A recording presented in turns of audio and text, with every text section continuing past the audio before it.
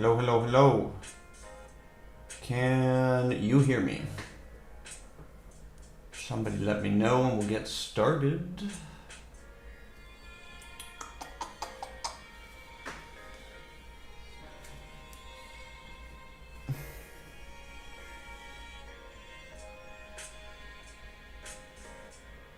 Alright, let me just move over here, make sure everything's good. Okay.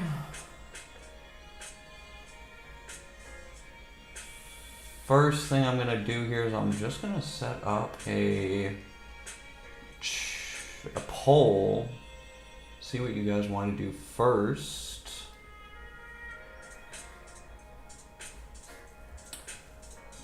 But I mean, somebody's got to let me know if this is working or not before we do anything, because just wanna make sure. Can you hear me? Let me know.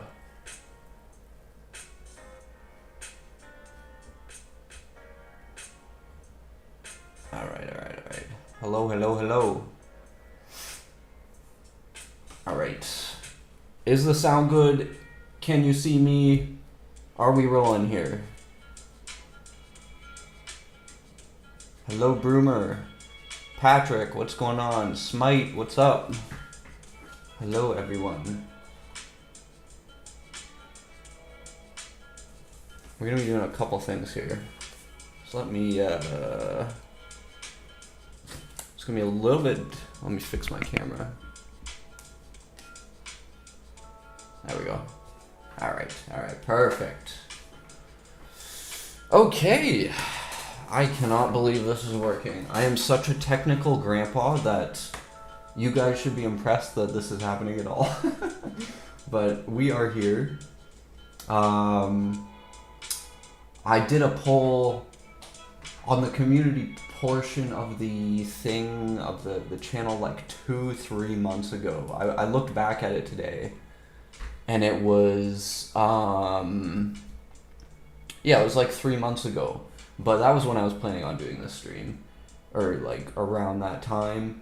And I just asked, do you guys want to see like a Q&A, or do you want to see a Blackbook tour, or a, what was the third option? Or like live sketch stuff. So, believe it or not, this is the first time we have done a stream in like 3-4 years. So streaming has changed a lot since then. 1 second, let me check my bitrate here. They're saying it's, that's fine. Let me know if the picture gets choppy, and I'll do something about it. But until then, I'm just gonna ignore whatever message I'm in there. Yeah, so anyway, the overwhelming majority of you guys said Blackbook tour would be great. Lots of votes for Q&A too, so I figured what we'll do is we'll do like sort of a mix of both. I've got my Blackbook here from, I started this one in 2020 and finished it in like the beginning of 22. So I used this intermittently for like a solid 1.5 years probably. The reason for that being I can never make myself work in like one place. So I always have like 3 or 4 going at the same time. So this is one of like, again, 3 or 4 working at that time that I was working through. And the reason this one probably took a bit longer than the other ones in that time period, and that's mainly because it's so freaking small. Like this thing is like, it's like half sheet of paper size, mostly. But we're gonna go through it, have a laugh at some of the old stuff in here. It's not that old, like 2020 to 2022, so some of it's only a little over 2 years old, only. But yeah, see, I'm the same way, Patrick. I start books, and then I see books I want, and I buy them with my paint orders, and then I have more books and I start them and I never finish them. So that's the issue.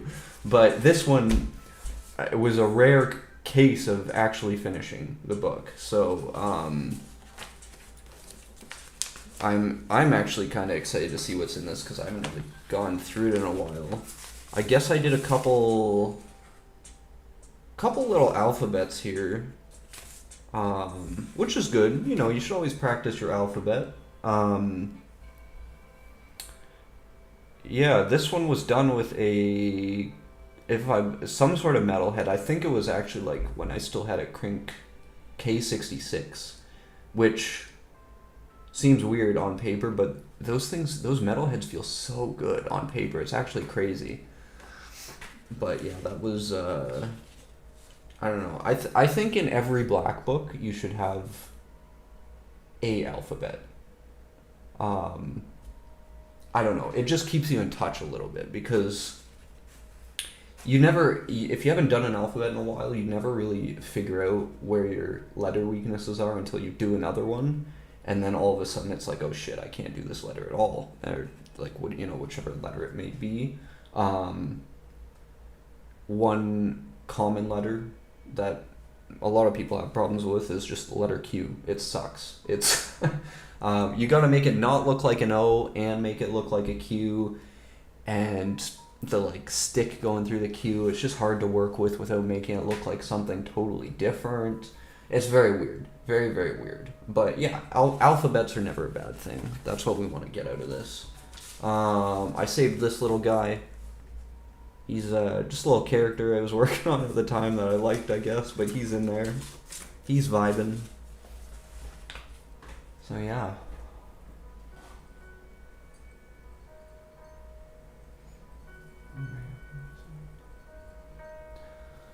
If I make homemade paint with the, what is this? With,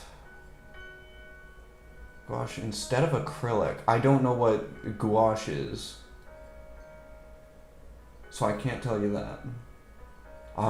In my experience, I've almost always used acrylic only because it's the easiest to work with, and I think it's because there's so many, especially like pouring medium artists and that kind of thing, they all use like acrylic pouring medium, and because it's such a like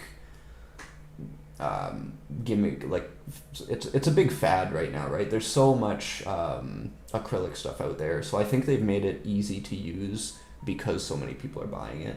But I've just found that if you're making your own paints, acrylic is the place to start. As far as the other paint medium you're talking about there, I'm not sure because I've never used it specifically, unless it has another name that I don't know. But yeah. Fungus, what's up? Smite, thank you for the hit off. I appreciate that. Do I have any videos on how to make homemade paints and 4 mops? I don't think I do. Not specifically. There should be something coming for that, but dang, if I do, it's been a long time. But I would like to get one of those made. I don't think I do. Out of like the 500 videos, I don't think I've ever actually made a like how to make a homemade paint video. I have talked about it in a couple reviews, mostly with respect to breaking down why different paints react differently and different things like that. But yeah, we should get like a dedicated video on that out at some point. Yeah, anyway, I'm gonna start going through this. I'm gonna try and answer your guys' questions at the same time, but yeah, if that sounds good to you guys, let me know. So yeah, there's just a smattering of all kinds of crap in this book, really, but this was obviously a sketch for Blackbookology. I haven't done any of their competitions in a long time. Yeah, I don't know. It is what it is. Basically, this was somewhere in 2020 when I started this book. I know that. So there's a lot of questionable things in it in terms of like how well the letters work, all that kind of stuff. But yeah, this was for the sort of like sister page of Blackbookology, I think. I don't remember what it was called, but basically they went through the whole alphabet and you just did like one letter for their competitions. And then presumably they got to the letter Z and, I don't know, restarted, did something. I don't know. I had tuned out by then. But, yeah, fairly simple letter K, really. But, yeah, it just looks unfinished. And you're going to see that a lot with a lot of the stuff in this book. As soon as it's gotten worse over the past few years, but as soon as I'm done working with the letters, I almost have no interest in like the fill-in and anything to do with color theory, which is a shame because I like doing all that kind of stuff. But yeah, so that was why that's in there. Apparently a blank page, which we're not filling in. Oh, it's because I got some ink on it. Okay. This was Sciz backwards. Again, I finished the letters and gave up. There's a lot of stuff in this book that is started and then I'm like, no, it's not working. This one was for a name exchange with a guy called Bizman. I did actually date this one 2020. I actually like this one. Very simple, but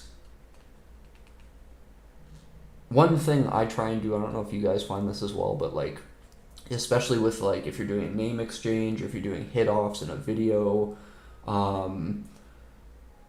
it's very difficult sometimes to work with like combinations of letters that you're not used to working with, right? So the best thing you can do in that case is just keep it really simple. Just try and do the simple stuff right, and that way you're not gonna screw something up. So that's always my aim when I was doing name exchanges like this.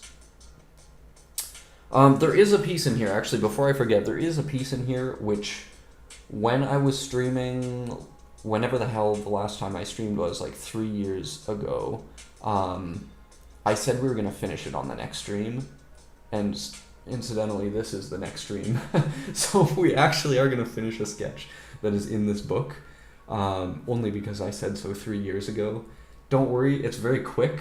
I did the letters, we're just going to add some 3D to it. But yeah. Yeah.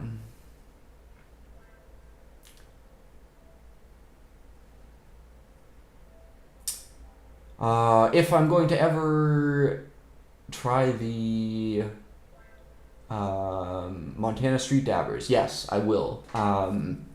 When? Not exactly sure. That's been one that's sort of on the back burner for a while as well. But so many people have asked me to do it, I've got to do it, right?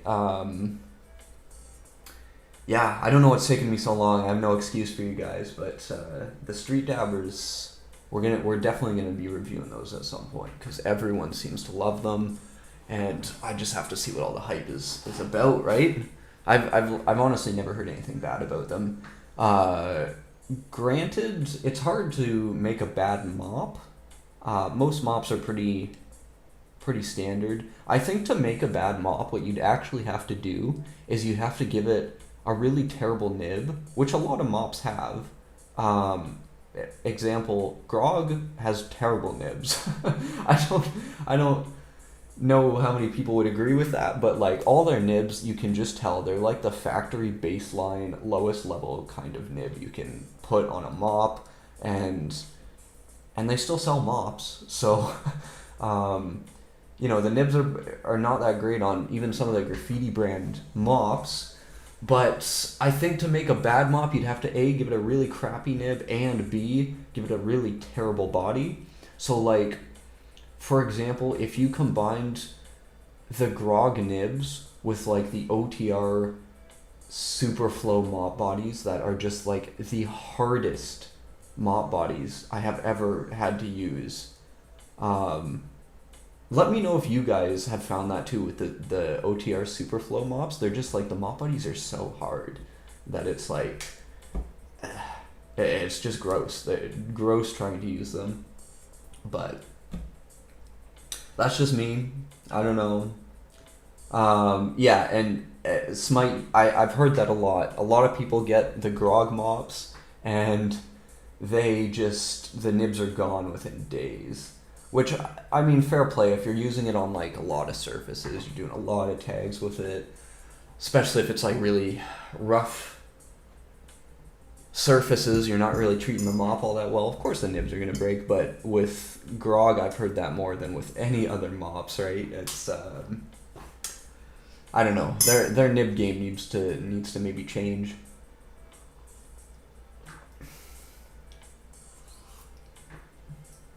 But yeah.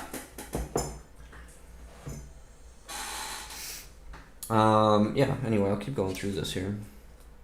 Got like a couple color things. This was for someone that we don't talk about. And this was the piece I did 3 years ago, roughly. Where I said, okay, next time we do a stream, we will finish this. And again, that was in, like, presumably 2020, right? So all we're doing, because I don't actually really want to work on this, is I'm just going to add the 3D I think we should add to this, and then we're going to call it done with with this sketch, just to say we finished it. I can't be a liar, right, guys? I said we were going to finish it, so we're going to finish it. I need a poll here.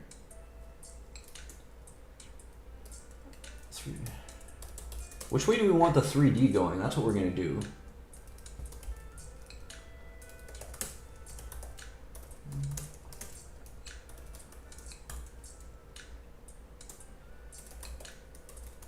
Are we putting the 3D going downward on the sketch, or are we doing upward?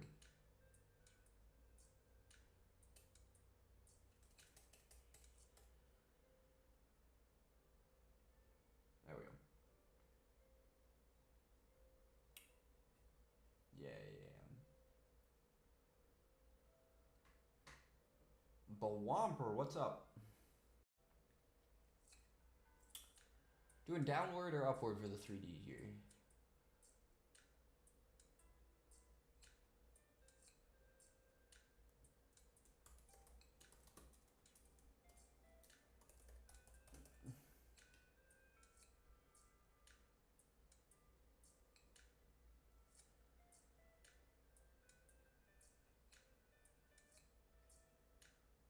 Oh my god. Downward, yeah. I'm thinking downward. Downward is the choice. Where did I put my phone? BRB, 2 minutes, guys. 2 seconds.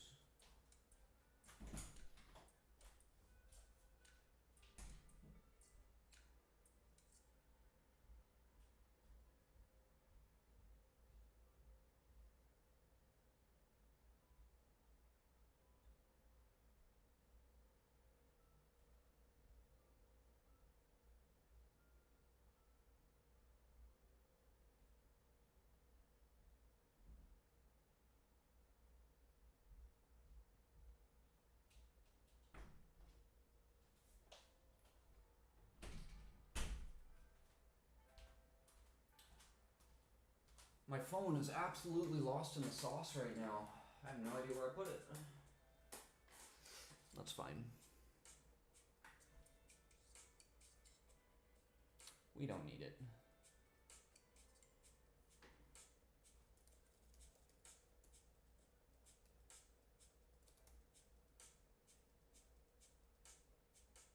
So we're thinking downward, eh? Yeah, everyone said downward. Okay, 3D.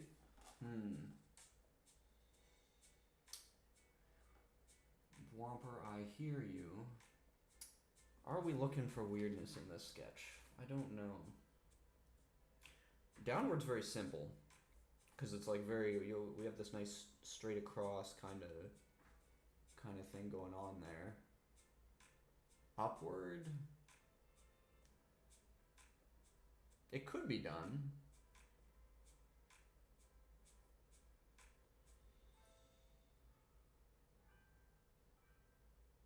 I don't know. Hard to tell.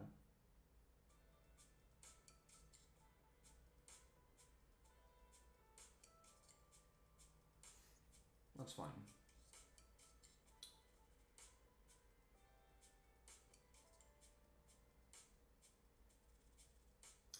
Yeah, I know. You can hardly see this. I apologize. Yeah, I'll try and give you guys a good look at it before we're done here. I'm gonna start just with downward 3D here, just because that is the simplest way to finish this. And I'm not looking for problems today. I am just trying to get it done mostly. Also, it's hard working on a book that's like this thick. That was one of the reasons I didn't use this book all that much, because you're like, it's hard to make good lines on a really thick sort of book like that.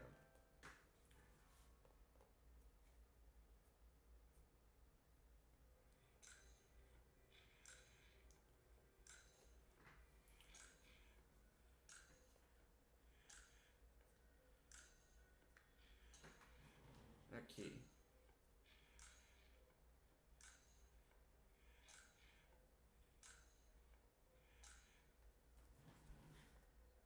Trying to do this with like not choppy lines, but my 3D's always been pretty choppy.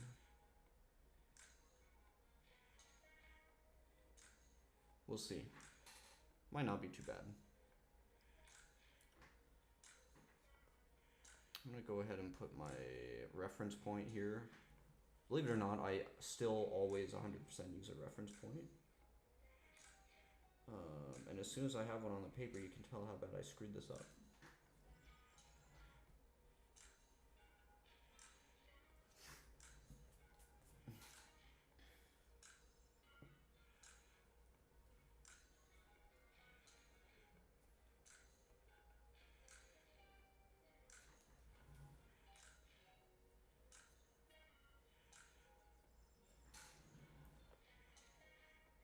There we go.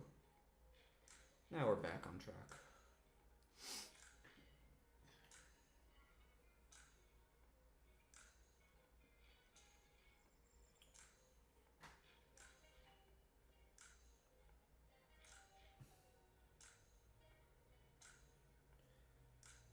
Yeah, the third option when I did the poll for like what people wanted to see on a live stream was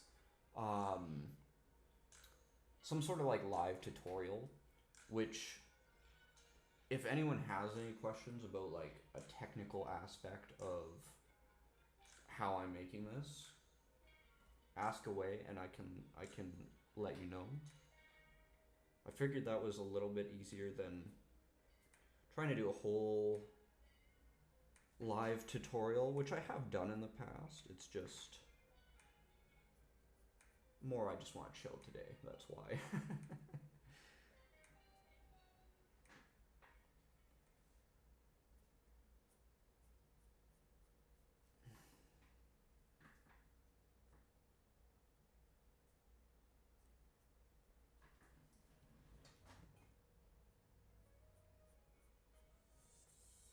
Let me know if you guys can hear the tunes too. I do have some tunes playing, but I don't know if the mic will pick it up because my mic is up here, right? But yeah. GT, what's up? We're just chilling here.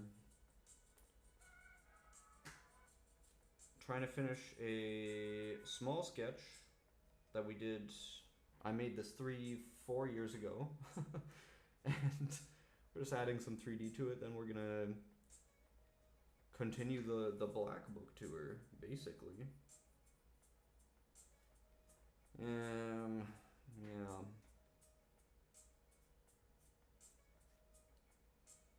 So the 3D is not going to be like right in the center, but that's fine. That is fine. Stan, you're here. What's up?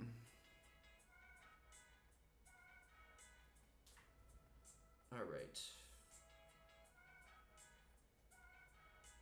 Oh, the one side is so much thicker than the other side. That is terrible. I gotta fix that.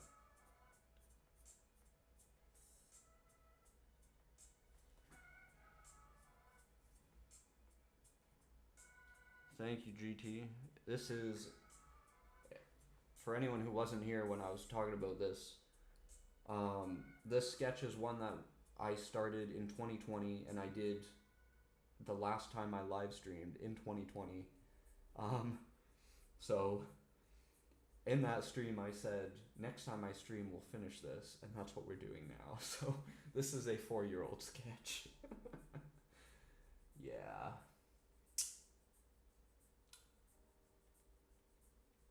Corn me, thank you.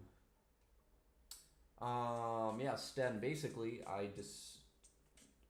when I did the poll, people said they wanted to do Blackbook tour mostly, but also lots of votes for Q&A. So I figured we're doing both. So anyone that has any questions, let me know, and I will do my best to answer them for you guys. I'm just gonna fix this 3D up a little bit, and then I'm gonna finally call it quits with this. Gotta do a little bit on the top as well, but not much to do there.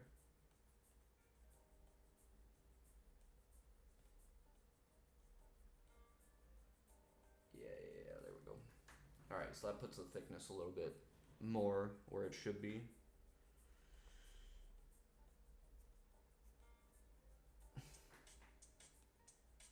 This is a very rough sketch too. Like, we did not, like, the frickin' pencil marks are completely washed out,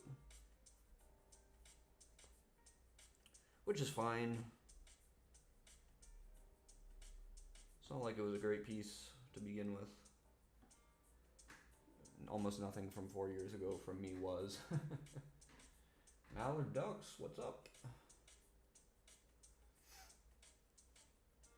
Alright, there's actually not much 3D to go on the top of this, luckily, or in the middle. One thing I gravitate towards when I'm doing my pieces personally is I make sure there's no negative space in there, just because when there's negative space and you have to put 3D in the negative space, I just find it sucks. Oh god, it just sucks. Like, having to deal with negative space in the middle of your piece, it really can throw off the balance really quick. And yeah. We are not about throwing balance off. We're all about the balance. Alright, this is about done for this piece. And then we'll keep going with the Blackbook tour here. Yeah, that's about all I want to contribute to this thing.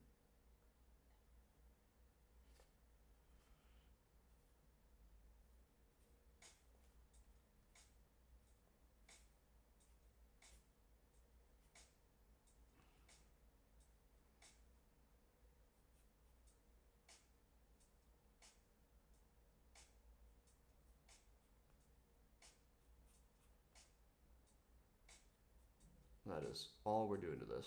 Let me see if I can give you guys a better look at it though, because I know it's really washed out. Is that helpful? My camera's lagging.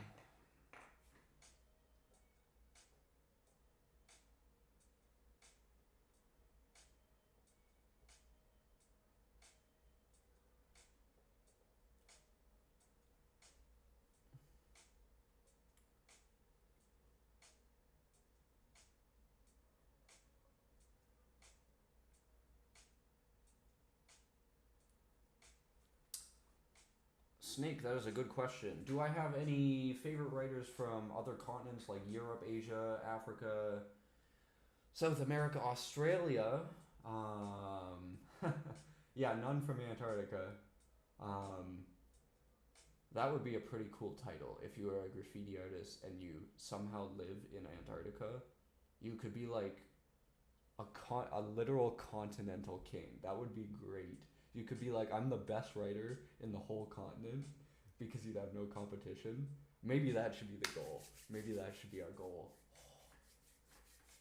Continental fame guaranteed right there. All you have to do is move to Antarctica and somehow make spray cans work in negative 40-degree weather. Let me think about this though. Some of those continents are hard, others not so much.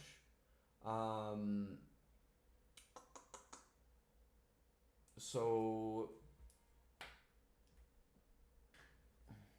sorry, I'm fixing our tunes. I would say, okay, Australia is pretty easy. Okay, actually, before I say that, I should say I don't want to get mixed up between Australia and New Zealand. Because I know that is a sin.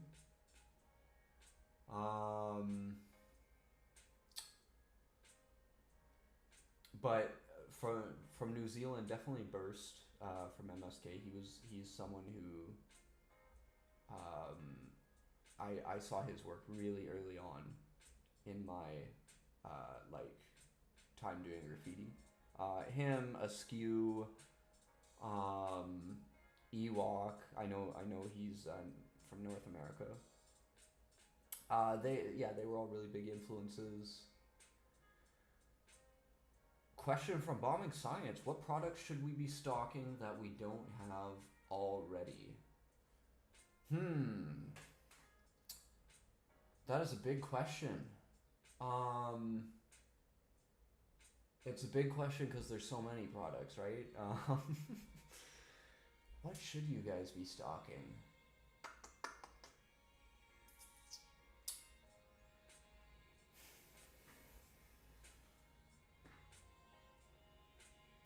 I would say, I know this is probably not the direction you guys want to go, because you guys have your gang paint now, and you've gone the road of actually making paint and supplying it and everything and distributing it. But I do miss the variety of paint brands on the website. Part of that is because I grew up using iron lac paint for the most part in terms of like when I started actually painting. So I miss the iron lac stuff, but I have a feeling iron lac has gotten harder to get a hold of, at least for us in North America. That's just a guess though, but I think at a certain point I saw almost nobody still stock iron lac in terms of like North America. I don't know if something changed with their shipping or like their distribution for iron lac or whatnot, but at a certain point it just became like, it was like you guys, Bombing Science, Art Primo, it seemed like everyone all at once sort of stopped stocking iron lac paint. But I miss the variety of the paint brands. That being said, I tend to go with what's cheap, and the dang paint is cheap and quite good, so I tend to use that most of the time now. Markers. If you guys had the Montana Street Dabbers, I'd have reviewed those by now, and all my viewers would stop yelling at me to review the Montana Street Dabbers. So there's that. You could stock that. So, yeah. Yeah, I don't know.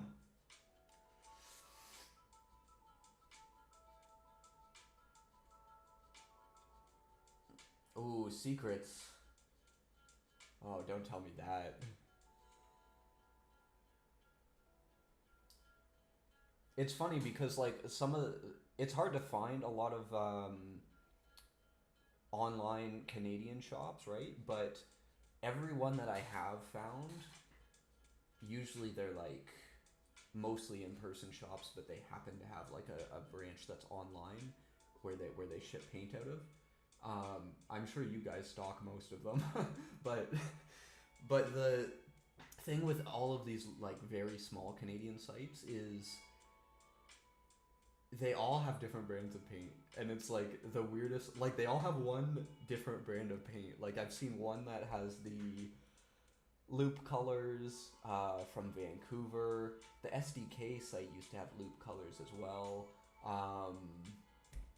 Oh, what's the one that what's the black label one? Double A, triple A spray paint, whichever one that is. I know there's like another Montreal-based one that seems to have that.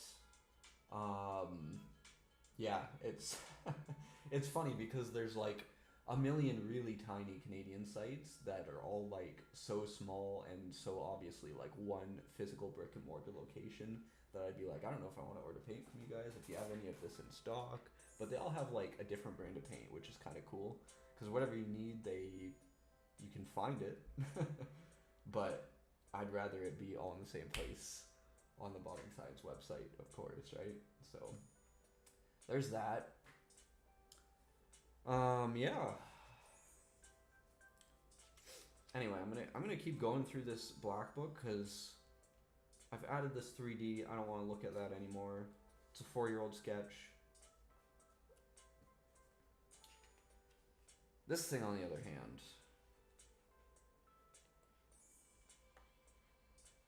it's a little not gonna lie. But again, it's 4 years old. You know what's funny though, because I did this, and then right on the next page I did this. And this is miles ahead of whatever the hell I was trying here, right? Like it's funny how when you have shaky fundamentals, like like I did like maybe 4 years ago when I made this, you can make something really good, and then all of a sudden the next thing you make is like complete dog trash. And yeah, that's I think why a lot of my older stuff I would do something that's like not half bad, and then the next thing I would draw would be like pretty terrible. Yeah.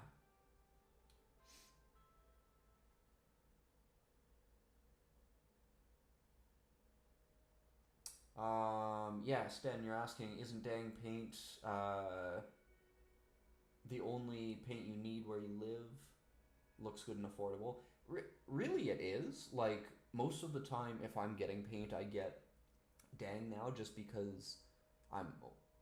I mean, honestly, no matter what quality paint is, I'm pretty cheap, so I just get cheap paint. But if you're someone who paints a lot and you want, like, good paint, like a good artist paint to actually use, Dang is totally good. I've pretty much since they came out and I got introduced to it, I have used Dang for like most of my projects. There's some specific colors that I'll go to Flame for, like the Flame White I find is so much more opaque than any other white I've ever found. So I'll use Flame White. As far as red's a hard color. I usually tend to use a different kind of red than the Dang red, but yeah, there's like specific colors that I like a separate brand for, and then most of the time I tend to stick with the Dang colors.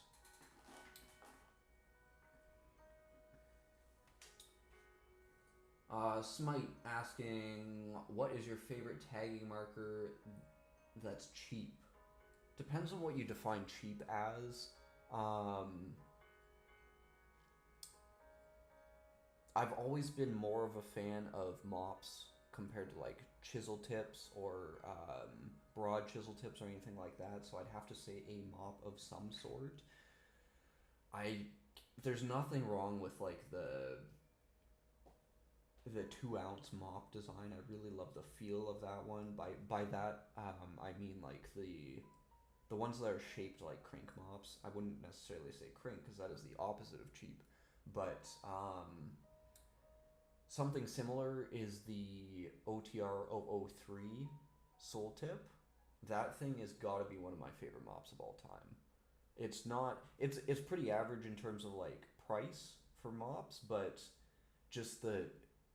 It's like I remember saying this when I reviewed it. It's like a sack full of paint. It's it's so freaking squeezable, and because they have that long-haired mohair nib on it, it doesn't matter how much paint you're pumping out of it. The extra hair gives it that hold on the paint, and you can sort of like really squeeze and still take your time writing with it.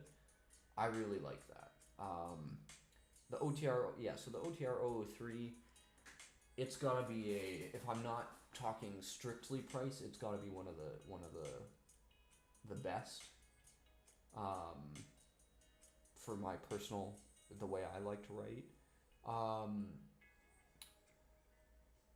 Cheap, like again, I like mini mops, but all of a sudden, as soon as something is a mini mop, it's like almost more expensive. So it's hard to, like the 007 by OTR, the little tiny 10 milliliter one. That thing is a fire mop. I love that. You can carry it around anywhere with you. But yeah. Cursa, what's going on? Yeah, those are two that I use frequently. Honestly, like any of the mini grog mops, I really like those for the same reason. They're so carryable. They're just a good solid mini mop. Yeah. Anyway. So we're still in like 2020 here when I did this. I was mostly trying to, I remember even when I was doing this piece, I was mostly looking at getting a piece done fast so I could try something out with a 3D. But, and to be honest, the 3D is the only good thing about this. And it's not even good, it's just like the concept could have been really solid, I just did a bad job with it. But the lettering here is trash. Although I did do one good thing with it. You can see I have a thicker outline going around the whole outside of this piece. That sort of like thicker line weighting really helps the piece stand out, which if it was a good piece, that would be a good thing, but it's not, right? So I'd started doing 3D with this here. I love crosshatch. It's not a very shading... It's a shading type that's not very conducive to graffiti because of how a lot of graffiti tools work. You would never try a crosshatch with spray paint or a mop or something like that. So you don't see crosshatch that much in graffiti. If, in case you're wondering, crosshatch is like this kind of thing. So yeah, you know. But yeah, I was mostly trying to fool around with different kinds of 3D in a lot of these really old pieces. Which country has the best train scene? That's hard.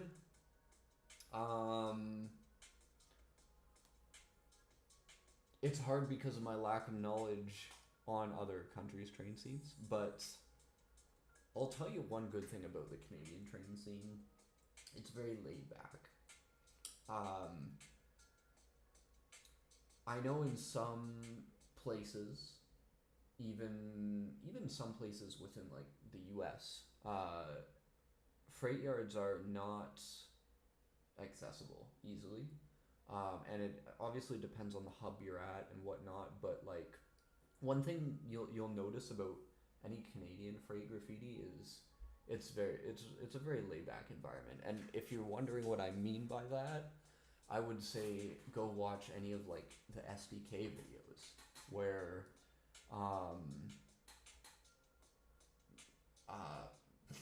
you know, they just keep 6, goes to the yard and paints a frickin' burner with big miles, and they just get to like walk in and walk out. You know, it's like that's very much like what I picture the Canadian freight scene as, and it's just very laid back, kind of. There was an interview I saw with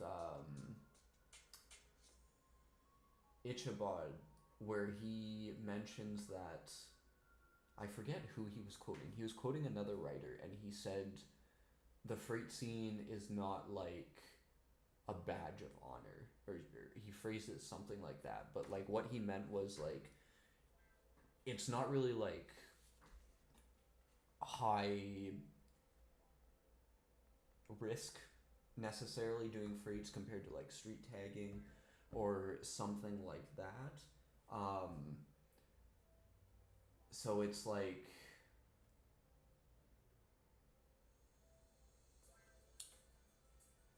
yeah, it depends on the region, I think, quite highly, because North American freights especially are just, I think that's sort of how it is. Smite, see you. Thanks for tuning into the stream here. Yeah, as far as like other freight scenes, it's, I wouldn't really know, to be honest. All I know is like a lot of the there's a difference between freight scenes and the train scene, right? Like any of the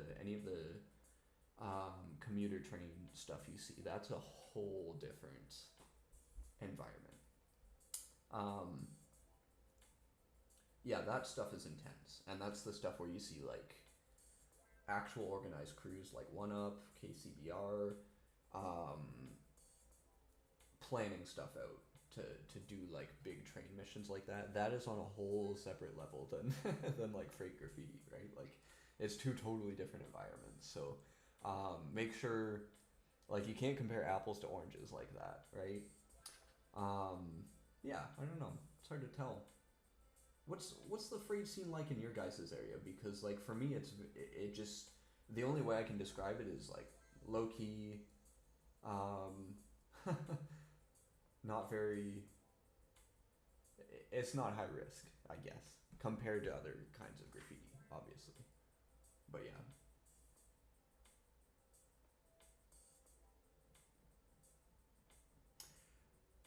Yeah, Snake. So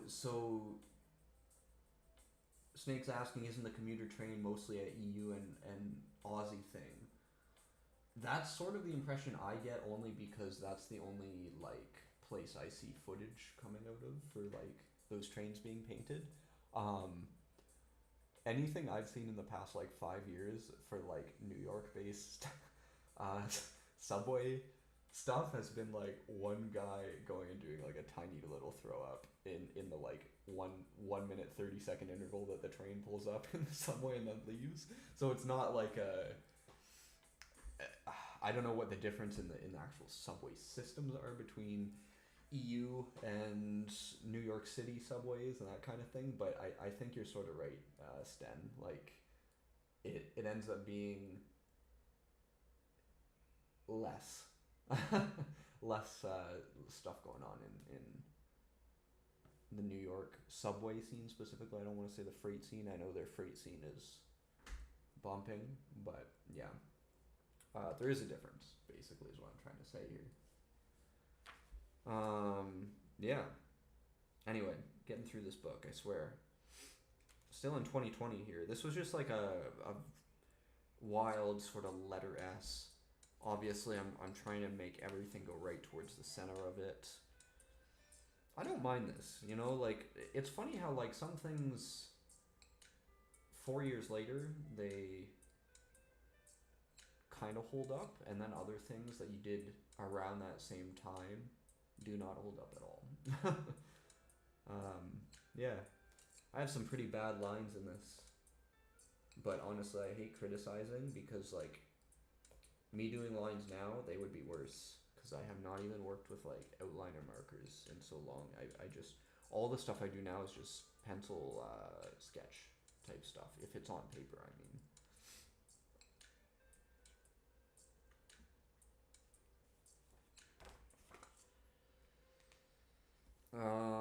This is a little SKE piece. We did this with like pencil as a 3D actually. And as you can probably tell, this is a very different style than a lot of the other stuff in this book, which, that's cool. I don't know. It's okay. I don't know, let me know what you guys think of some of these, because, like, it's a little bit easier to judge my own work now that it's, when it's a few years old. You know, like, right after you do something, you sort of, like, it's almost hard to tell if you did it well or not, whereas, like, when you look at it a few years later, you can give it an objective look, and you can see if it went well or not. Nino, what's up?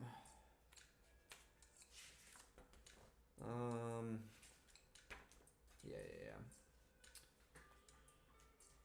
This I did kind of a little like patchwork kind of thing.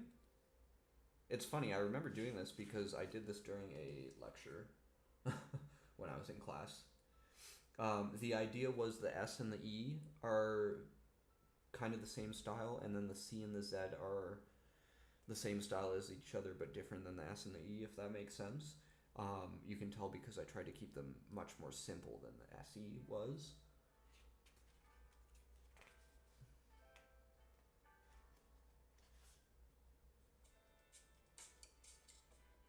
Yeah, Snake, thank you. It's funny because sometimes I'll try these like styles that, like, what I aim to do as a graffiti artist is actually not what most graffiti artists want to do, I don't think. Like, you'll want to, a lot of people say you want to have each of your pieces look like they're made by the same person, which I totally get that.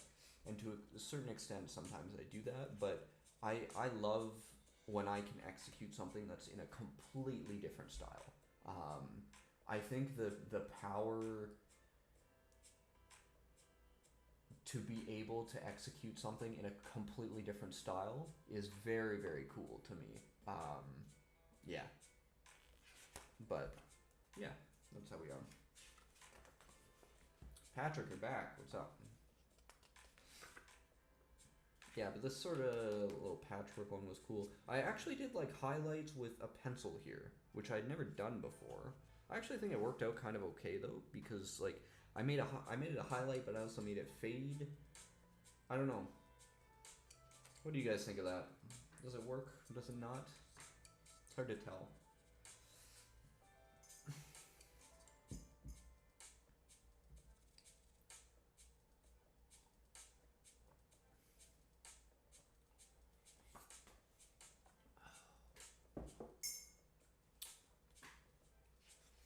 Thank God for cold coffee.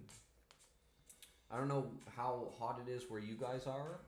Right now, for me, it is about 34 degrees Celsius. I am absolutely dying.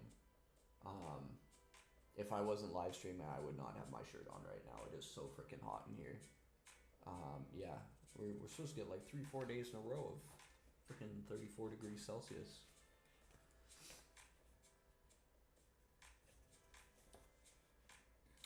Thank you, Patrick. Well, I don't know, that's a hard question to answer. The style just, I find the style comes after the other elements more. Like, once I started having a better understanding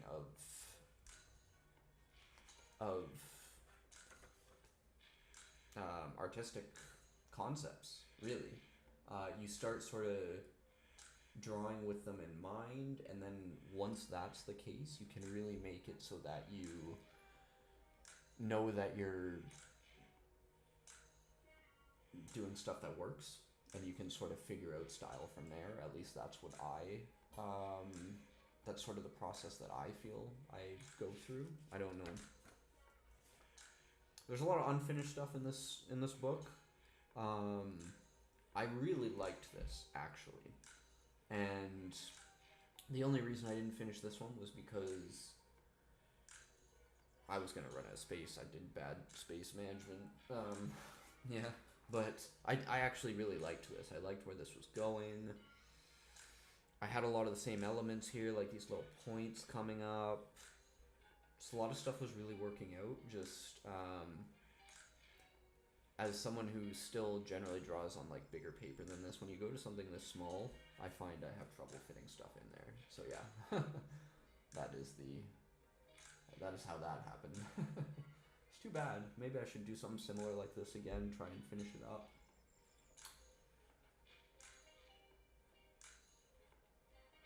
Yeah, honestly, Patrick, if you have like a tablet you're comfortable drawing on, that is such a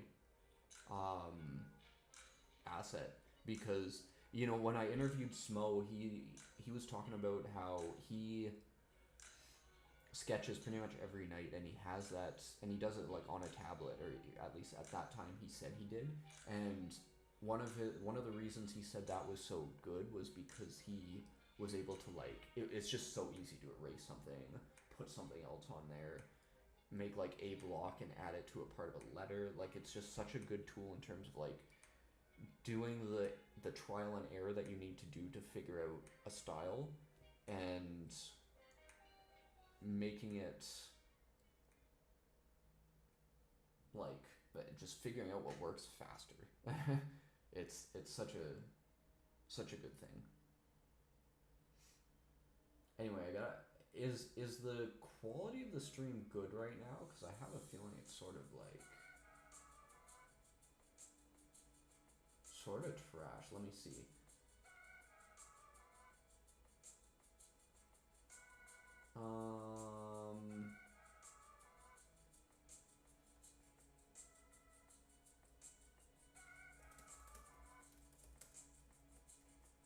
Is the stream skipping or choppy, etc.? Let me know.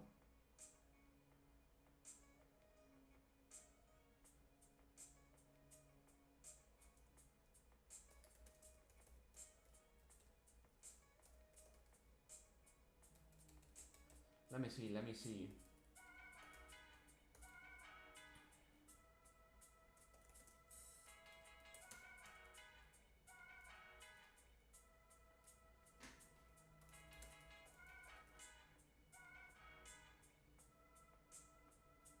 Stream seems good. Okay, that's good.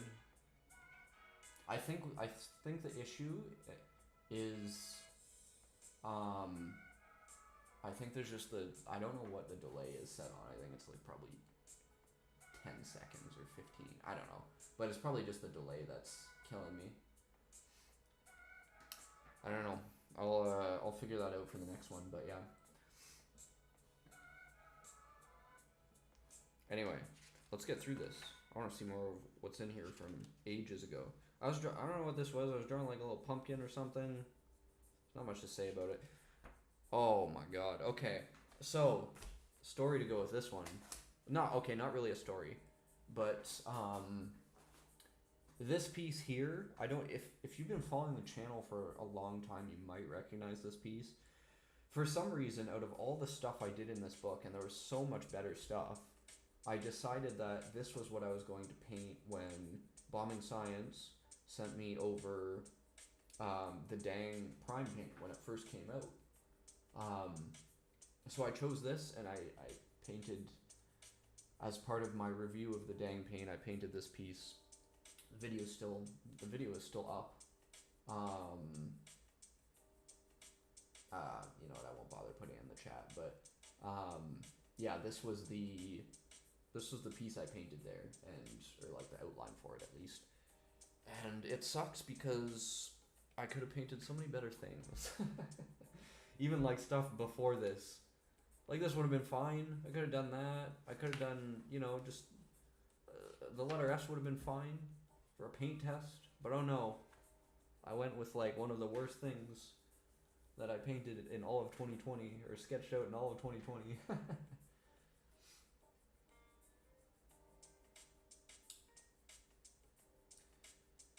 Yeah, Patrick,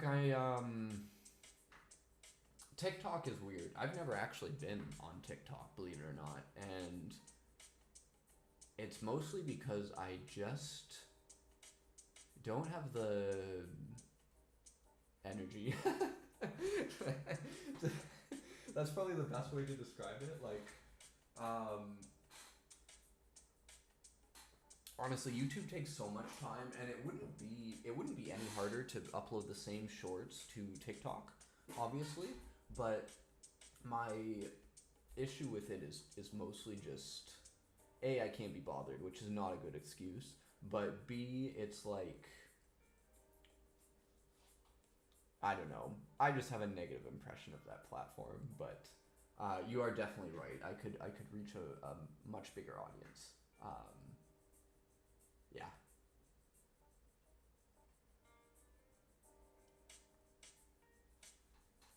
All right, let's get this piece out of here.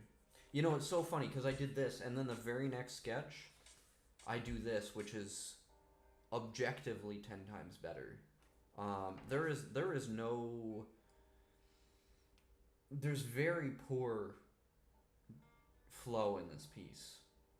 Some of it makes sort of sense, like quasi sense, but not compared to this. And like I did those almost back to back pieces, and the quality difference is staggering. But I don't know. Maybe it's just because I cleaned this up a little bit with actually outlining it. I don't know. But yeah.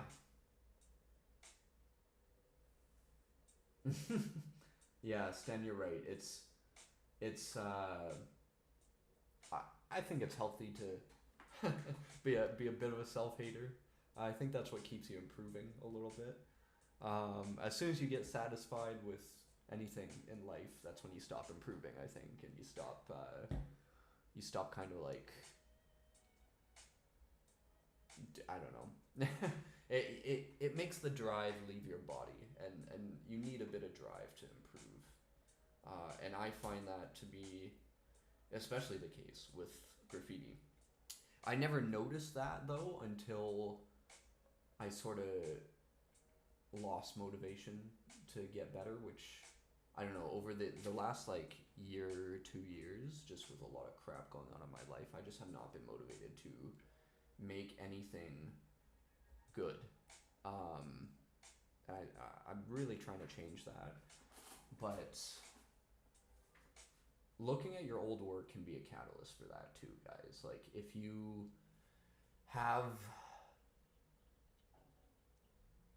can make yourself just go and look at some of your old stuff, you can see stuff that is not good, and you will recognize that it's not good.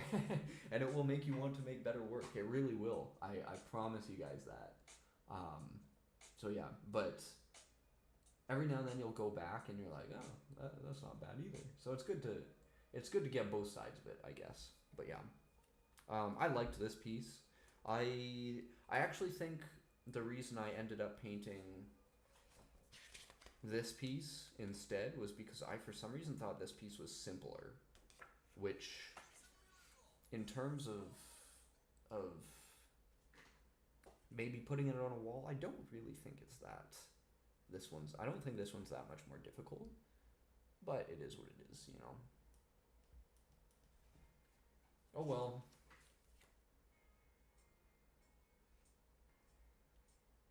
Thank you, Bill. Yeah, part of that was like, I find on almost all my sketches, obviously with the S and the C, I find it really difficult to have this middle part of the C line up with the middle part of the S, and also have the bottom of it reach as far down as it should. So I tend to do a lot of these sort of like extra sort of things on the lower part of the C. I don't know if, hopefully I'm explaining that right. But yeah, for some reason the letter C for me is like, I don't know. It's the only way I know how to make it work. I'm a one-trick pony. I know how to do the letters in one or two ways that work, and that's pretty much it, honestly. But I will say that is most graffiti artists for you. Most graffiti artists don't practice letters other than their own name, and they do the same damn piece every single time. And that's fine if that's what you like to do, But all I'm saying is, it doesn't hurt to practice some other stuff, right? It can only help. Now, this was in a completely different style. I was much happier with this than almost anything else I had done up to this point in this book, at least. I sort of didn't know how to approach the 3D on it, so I just left it as is. I think that was the the main the main reason for that. I don't know. I did do the outline though, so props to me for doing an outline. I can't be bothered now to do outlines. I usually just do the paper sketch and move on, mostly because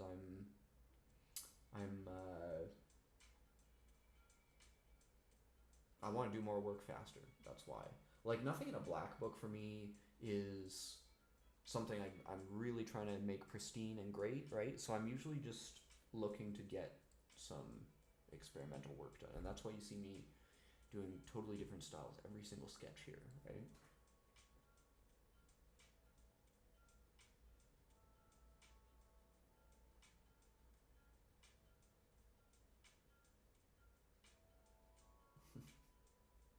Yeah, Snake, I feel you. Yeah, like the first, I think no matter what, the first like kind of while anyone does graffiti, it's kind of all biting because presumably you see graffiti for the first time and the first graffiti piece, tag, anything you see is immediately 100% of the graffiti knowledge you have up to that point. Right? Like, if it's the first thing you see, that is your entire reference for what graffiti should look like. So I think to a certain extent what actually happens is, rather than people biting less as they get more into graffiti, they just have more different reference points to pull different elements from and to kind of work into what is kind of their own style, right? So in a way, you're developing your own style from pulling different elements from different places, but it could also be argued that almost anything is just a lot of different things mashed together that already existed, right? I'm not saying that's good or bad, I'm just saying I think that's sort of how graffiti is to a certain extent, but yeah. Patrick, you got the tablet working, nice. If I had a tablet, I'd be working on it too.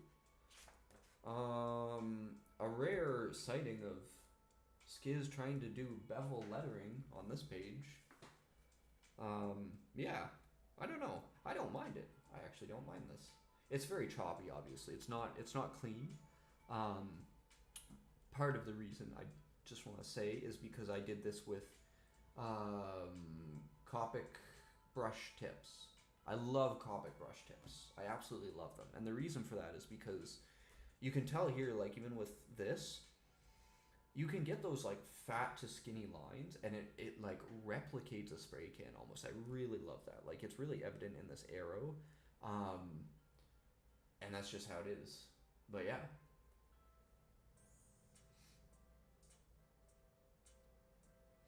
Yeah, Patrick, beveling is like I haven't tried it. I really haven't tried it either, to be honest. But it's one of those things I think there's a lot of value in trying out. That along with like script lettering and what's it called? Oh my god, my old man brain is kicking in. Yeah, just like in any kind of script lettering, anything like that, Gothic lettering, all of that is really, I think it can be really useful to understand how each of those sort of like letter concepts work, and that'll help you sort of bring elements of that over to your graffiti, I think. Like, I would love to know more about each of those things.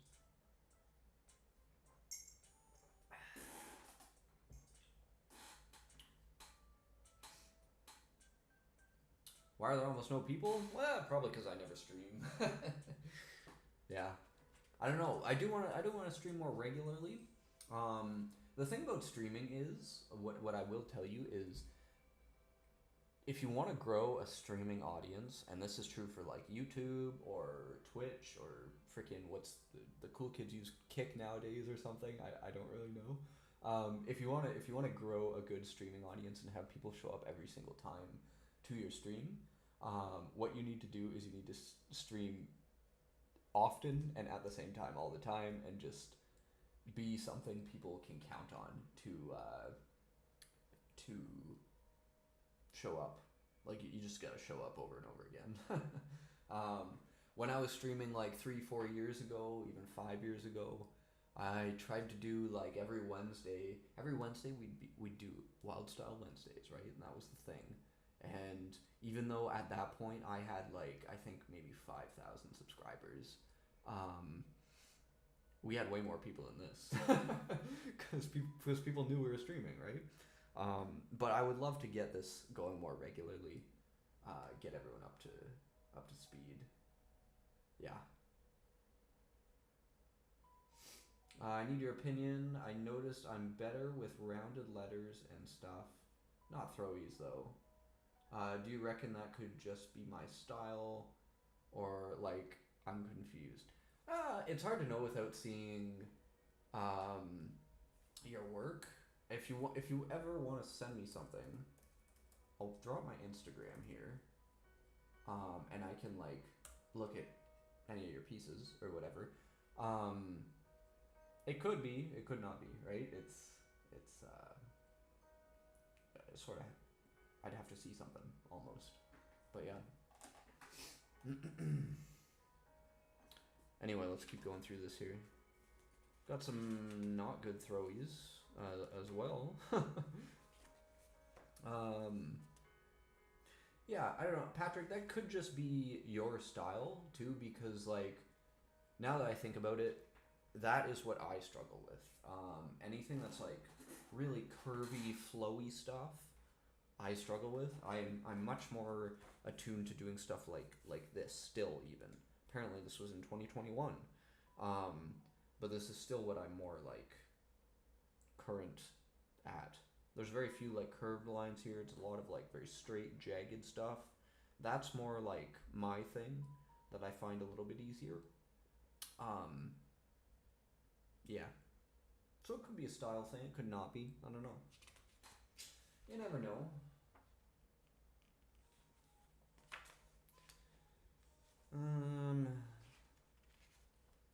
So this one was a poison sketch. Don't know where I think it was just sort of a random thing I was doing at the time. But I did a little poison bottle. I don't usually do like character-y stuff. I don't know if you can see that very clearly. The bottle's actually like, for someone who doesn't draw stuff, it's not that terrible. Yeah, no, I like it. The poison sketch is not good though. Yeah, Patrick, feel free to send me over some of your work. I'll take a look at it when I find my phone. That is, I don't know. Sometime between when I started the stream, I lost my phone. Oh well. I haven't left the apartment today though, so it's got to be in here. Fucking better be anyway. More sort of I don't know, object work is what you would call this. It's like a teapot-ish thing.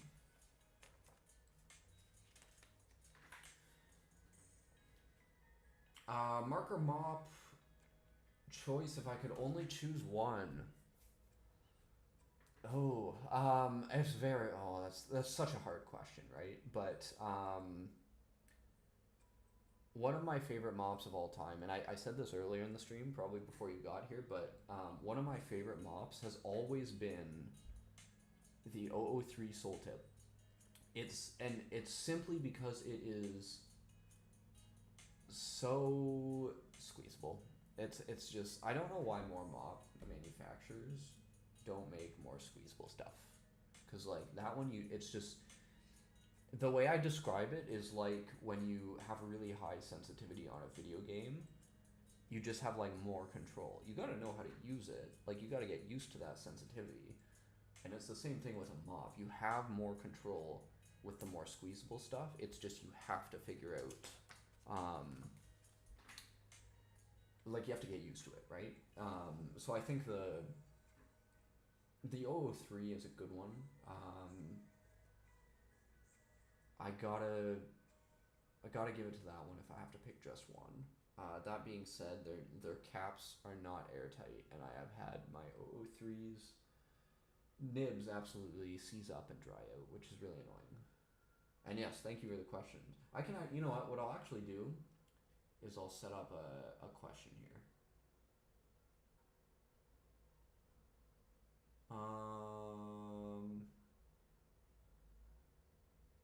Q&A.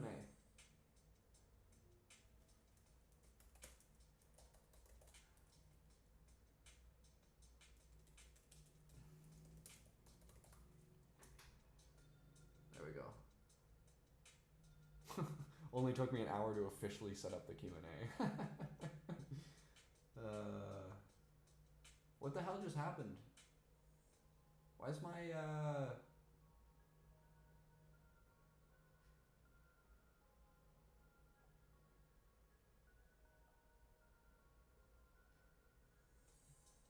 Okay, I fixed my chat. Sorry. I didn't expect it to go to a whole little Q&A section when I started the thing.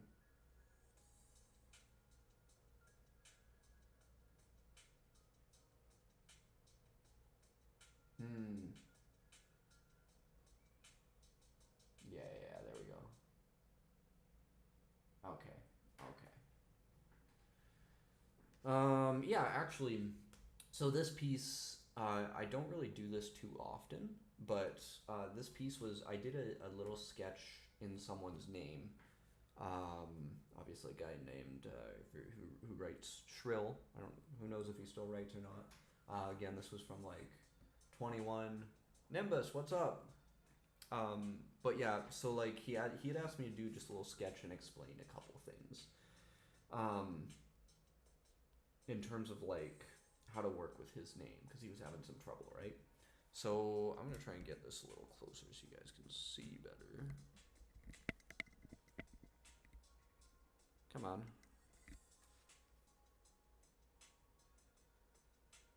There we go. Okay.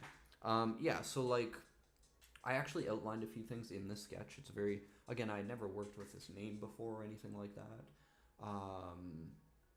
But that was the kind of,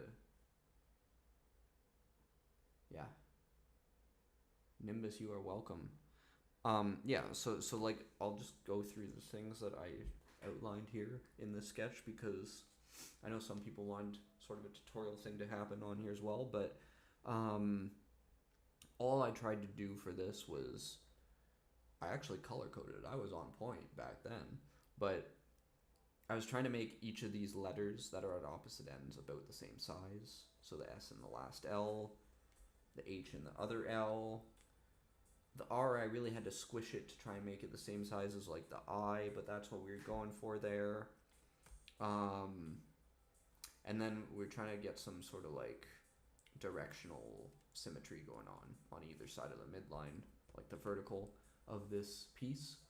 So that was sort of what we were doing there.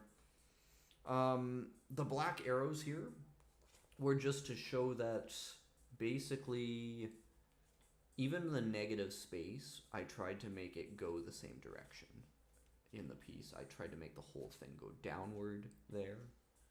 And that was sort of the result. I don't know, you know, that's sort of how it is when you're working with names you haven't worked with before. So like I said earlier, when I'm doing a name that I haven't worked with before, I try and keep it really simple, and I just try and make it so that it's like that I'm not making any big errors on it, right? So like for example, when I get any commission work, if someone wants like a specific name, which usually they do, what I'll have to do usually is I'll have to start off by like doing a few different sketches of it. Oh, you know what? Actually, this is perfect. because this was a very old commission thing that I did. It was for a guy with a barber shop called D Cuts at the time. So I did a bunch of these little designs. I digitized them for him and everything. But you can see here, I'm doing everything really simple, just working through that kind of stuff. He wanted to see it with a K too. Yeah, just like that kind of stuff. But like, anytime I have a client that wants a specific name done, it's usually best to start off with like kind of sketches like that, and then work to more complicated stuff before you try and actually dive right in and do like a nice finished product on a canvas or whatever the case may be. Yeah. Yeah, new test video of the new dang tall can colors. I was thinking of that. Bombing Science was in the chat earlier. I wondered if they wanted to hook me up with that. Then we'd definitely be doing that test. But, yeah, because when their tall cans came out, they hooked me up with some to try out. Same with when just the dang paint came out. But I would love to try the new tall can colors. I haven't got my hands on any yet. I do have to do that. But yeah, I like their tall cans. Their tall cans are surprisingly workable.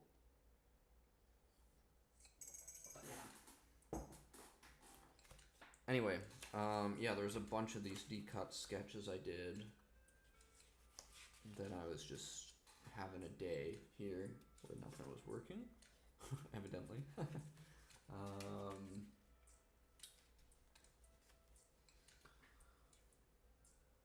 What markers would you recommend for my first graph markers? Depends on what you mean.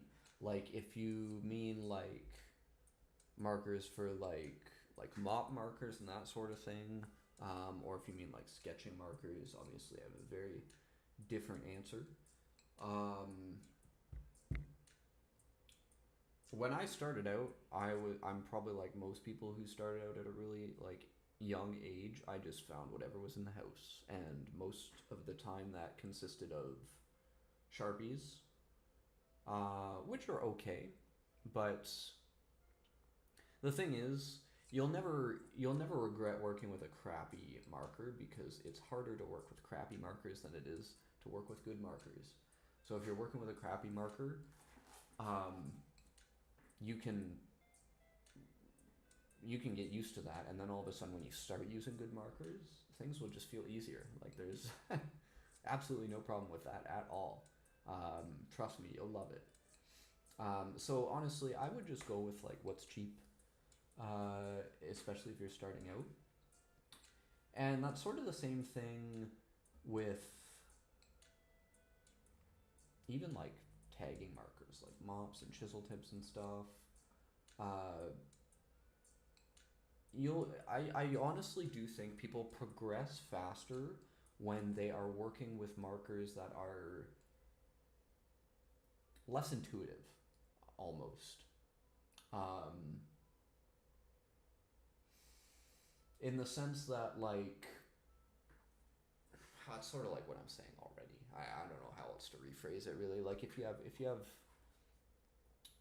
markers that are a little bit harder to use, I feel like it makes you focus on the concepts more somehow. I don't know. Maybe that's just me. I don't know. I don't know. Would be interested to know what you guys think. What some of your first markers were for the other heads in the chat here.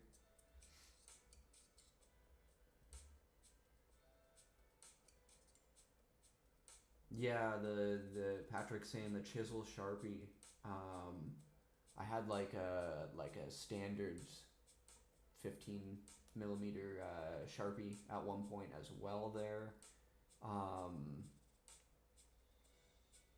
I don't know, the Sharpies are okay, like there's nothing terribly wrong with them actually, and they are quite a bit cheaper, or they used to be at least, than a lot of other markers, so like there's worse options. The only thing I will say for like markers is I wouldn't go with paint markers with like small paint markers from brands that aren't supposed to be making paint markers. And I'll tell you what I mean by that. A lot of like mop manufacturers also have like some paint markers. They'll make a 12 or 16 color set of like 2mm paint markers that are like sort of for the same purpose as you would see the Molotow One for Alls or the Uniposca markers being used, right? I just find that if a graffiti brand is good at making mops and stuff, they are not good at making these intricate markers that you have to have like really good valve systems for and that kind of thing. So that's the only thing I would say. Yeah, stick with companies that have been doing it a while. But the fine liners I used for like almost everything in this book, even like all the, trying to find something where I did an outline, which obviously has been a while, but I just use these Staedtler markers, and you know they're not exactly the cheapest, but they're not like, you know, super expensive either. Yeah. Is my mic really low? I might be able to turn it up. Let me see.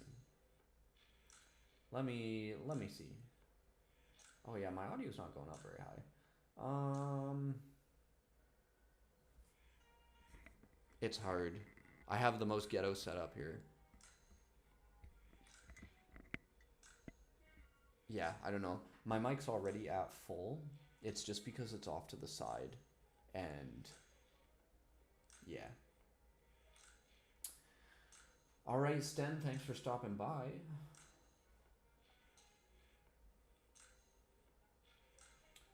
Sounds good, Sten. But yeah. What about the Molotow? The dripstick is great in my opinion, and the One for All is decent too. Yeah, so like the One for Alls, I have so many, like I bought so many all at once, and that's why all the ones I have are the, not all of them, but most of them are the like old label design there. Like their labels look a little bit different now, but I have so many that are the old ones, which is just because I bought them all at once, but I still use them. And for the most part, the ones that I treated properly and treated well, they have held up quite well, and I can still use them after like many years. I've had ones where like the nibs tend to clog and it's a pain.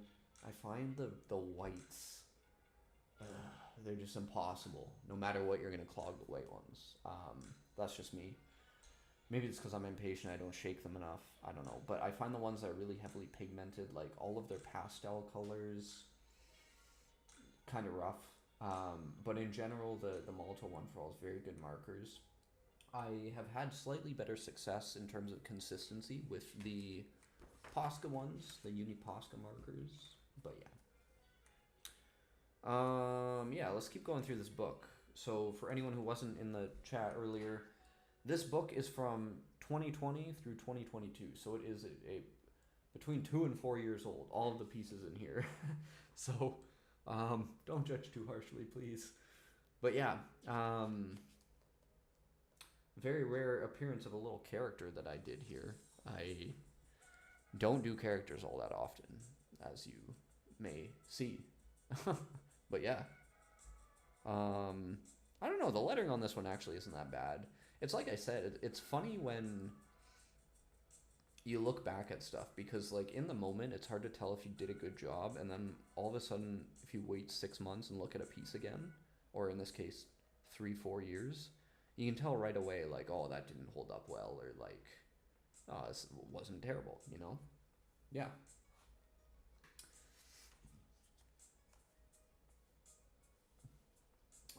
Eden, you are asking, thank you Carlos, by the way, do you have any Sakura metal markers? I have one of the blue ones, and on stickers it gives a silvery grayish background. Ooh. I don't have any of those Sakuras. I don't know if I've even seen those ones, actually. Yeah.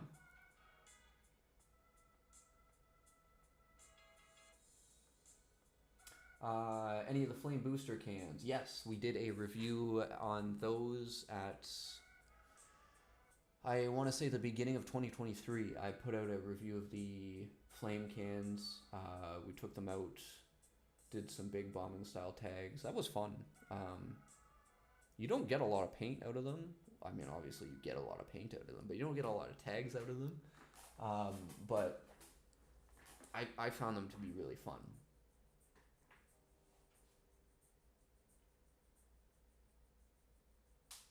Mad Max cans I haven't actually got to try out, but if they're anything similar to the Flame Booster cans, they're probably fun too.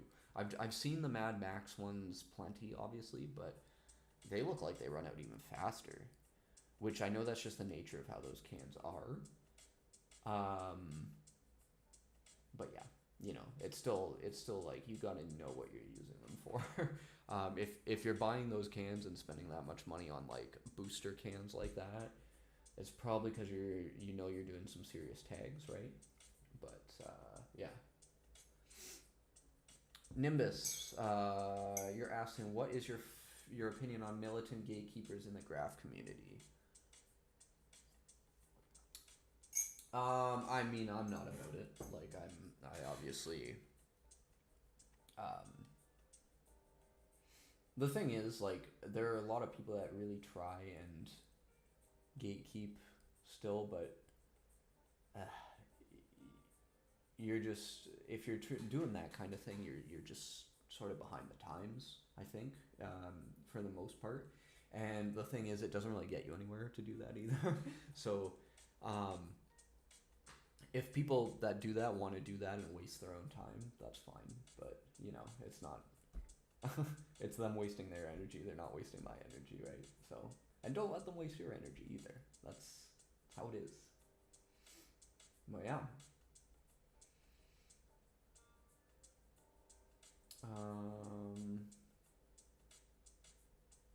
What can do you reckon lasts the longest? I've had really good results with Molotov. Not that I've used it a whole lot, but Molotov seems really solid. I've always chalked that up to them having a what's it called? Synthetic base. I don't exactly know how their paint's formulated, but I know it's they have that very thin base for their paint. I think it's synthetic or maybe it's acrylic. I don't know. But yeah, the Molotov has always lasted a lot longer. Like in pieces where I've used Molotov and other types of paint, it's the same effect you see when you paint something on a freight. Like the better cans will last longer and the other ones will just fade out. So like I've had pieces where I've used like a Molotov can for part of it, and then for the bottom half of the fill I've used like some other kind of paint, and the Molotov one will last and the other one won't. You know? So I've always held Molotov in high regard for like actual permanence like that. And I do think even their subsidiary brand, Flame, is very good in that regard too. So, you know, their paint lasts long, but I'll be honest, it's one of those situations with like graph supplies where we're pretty lucky. Like most actual artist paints are really high quality, and I think they have to be to survive. So like in general, permanence is pretty good with a lot of paints, you'll see, I think.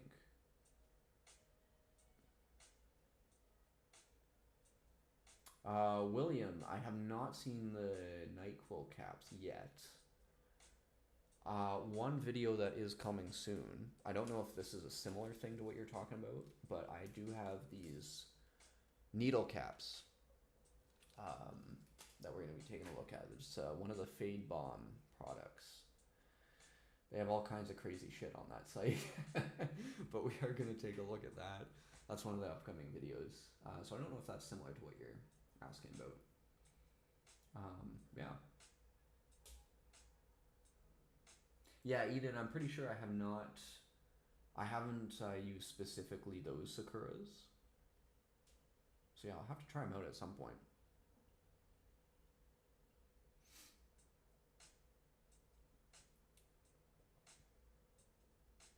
Yeah, the dang prime cans that are variable or low pressure, whichever they want to say. I think their cans actually say low pressure on them.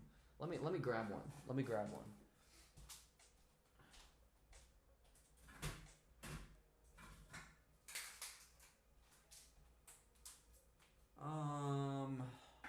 So the prime cans actually do say low pressure right on it there.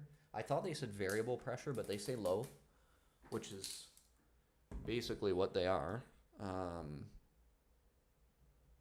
Yeah. But yeah, there's totally nothing wrong with the prime cans, actually. They're totally solid.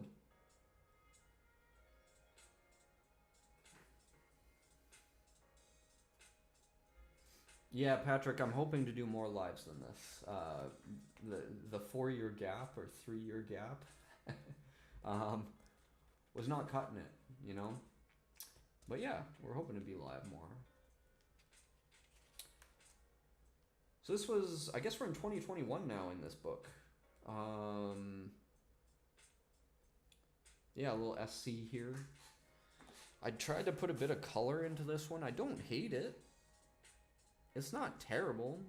Just, yeah, we tried something a little bit with the, with like a light source and the 3D. It didn't really work out because I sucked at it. I've gotten fractionally better at it, but yeah. Ooh, yes, the second tags. Second was something I used to write. I don't know. There's just a name I picked up. I wrote it for a while. Yeah. Thank you, Nanox.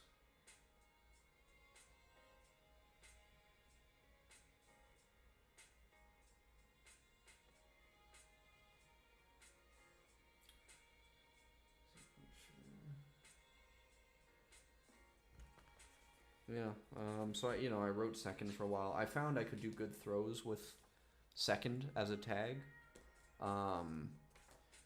which is, it's always been endlessly frustrating to me.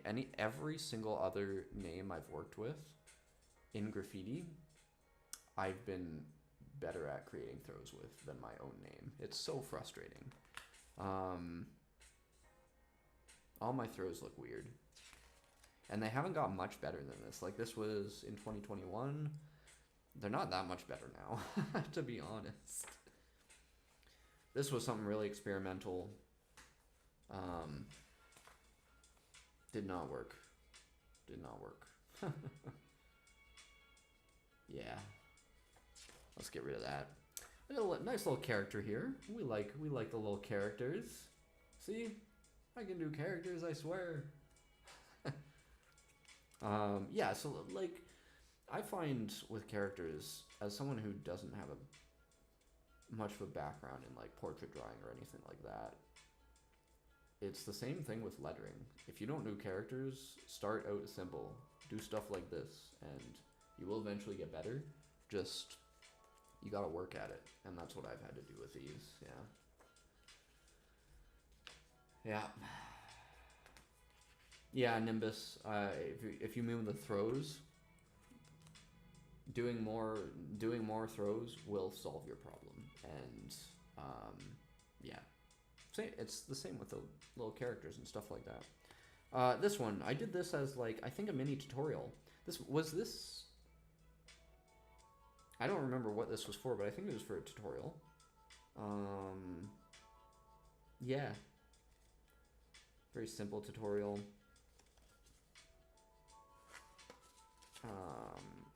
This was garbage. Let's not look at that. Some sort of freaking terrible alphabet stuff. See, this was me trying to figure out how throws work a little bit more too, a few years ago. Yeah, I did the alphabet, but kind of backwards here. Whatever, it worked. This was bad. Well, not a fan.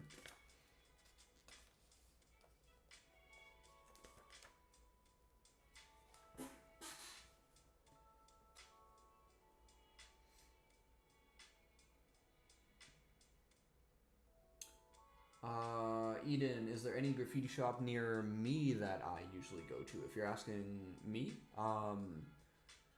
not really. It sucks to say, but like I live in a big city now, and there isn't really even that I'm aware of. There isn't even like a dedicated graffiti shop. I know there's some stuff that's tucked in with some tattoo shops and stuff like that, which is good. But for me personally, like even in graph shops, it's nice to support graph shops, but stuff is always cheaper online, and I don't have the extra money, man, honestly. But yeah, unfortunately, I wish there was more local graph stuff around here, but you know, it is what it is.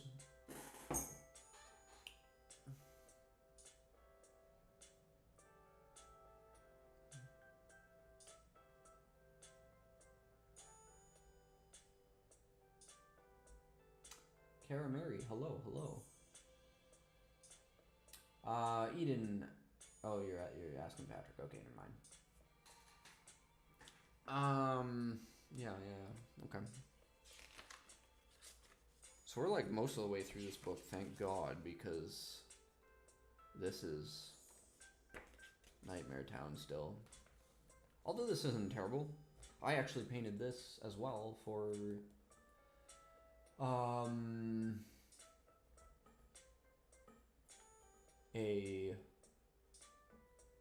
was for the Dang Prime paint review, actually. Or not the Dang Prime paint, the High Flow. When the High Flow came out, Bombing Science sent me over some cans, and I did a review of them. It's the one on my channel page, actually. But I painted this with them, and this was actually a lot more solid than most of the stuff I was doing in this time period. Yeah. This as well. Again, sort of like a patchwork page. I like doing that kind of stuff. If you're wondering what I used for this, I get this sort of like spray can effect when I use brush tip markers. So these, I always use Copic markers. I'm very lucky. I got gifted some Copic markers a few years ago, and they're super good.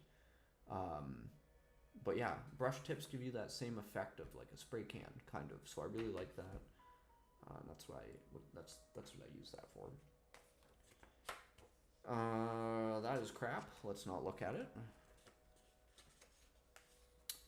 I was doing some stuff for a guy named Quest. Yeah. Yes. Oh, this one. It's a big one.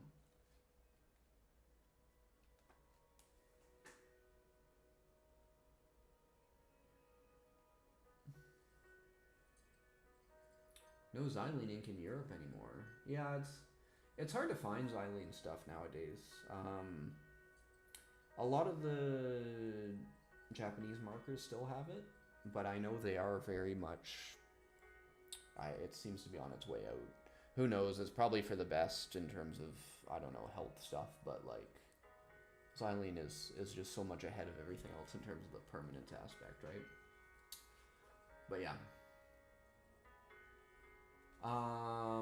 Carlos, am I close to Bombing Science? I mean, we're both in Canada, so like they're, for me personally, buying stuff, they're the cheapest option to me. Yeah.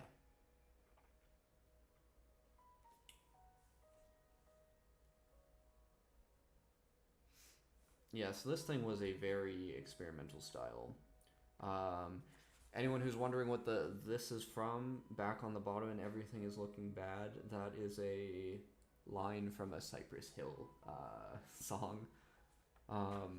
I got in the habit, not so much in this book, but more recently, and I still do this with all my stuff that I work on recently. I got in the habit of putting like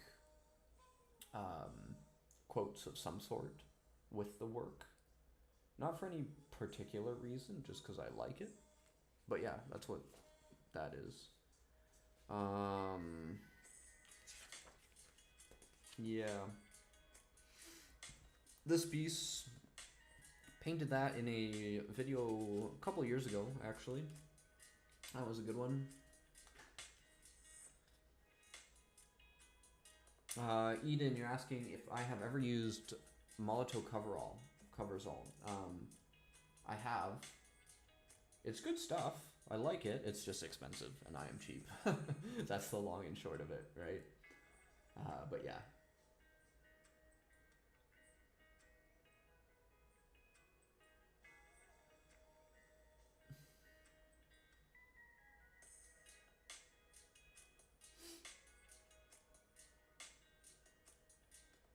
Patrick, I hear you. It does suck having like no graph friends locally.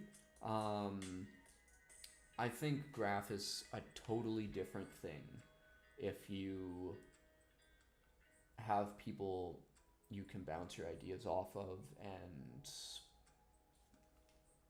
do graph with, honestly. It's very much a it can be a solo thing, but it's funner when it's not. Yeah, like way long ago, 10, 12 years ago when I started the channel, that was one of the main and only motivations for me starting the channel, actually. It was because I wanted to sort of be a part of the graph community when I was first coming up, and I just wanted to see what the graph community was like, and YouTube was pretty much the first way I met other writers, actually, which was really cool.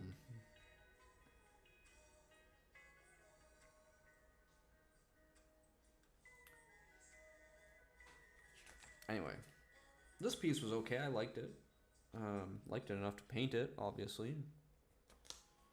Some letter S's here. What I was actually doing here was I was trying to make one that could become a badge, like a channel badge.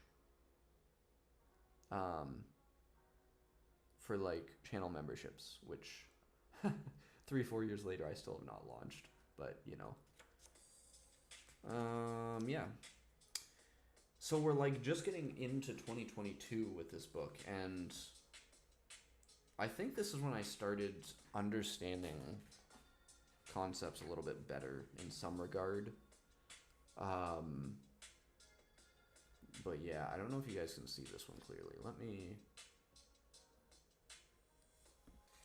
Hopefully that looks okay. Let me know if it's like not.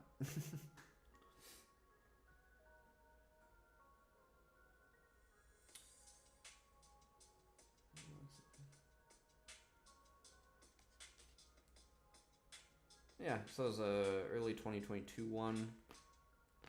Worked out really well for what it was at the time. It's one of my more dynamic pieces, actually. Like, almost all of it is straight lines, but somehow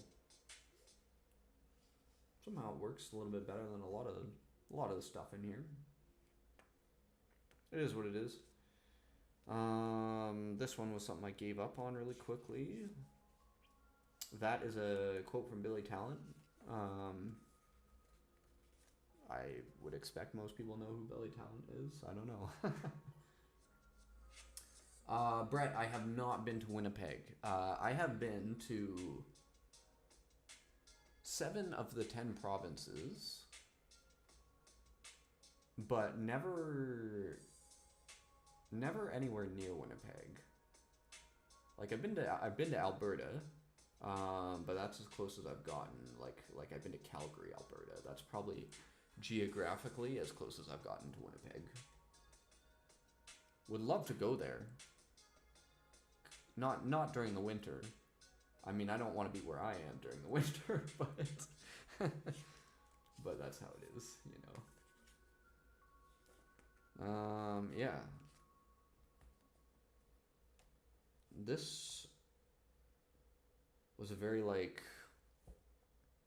straight across kind of piece, right? I don't mind this one either, actually. I don't know. What do you guys think of this piece? It's hard to tell if it aged well or not. I don't mind it. It's okay.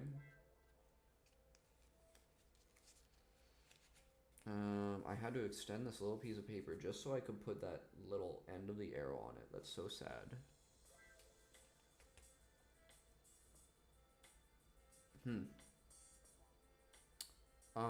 This one...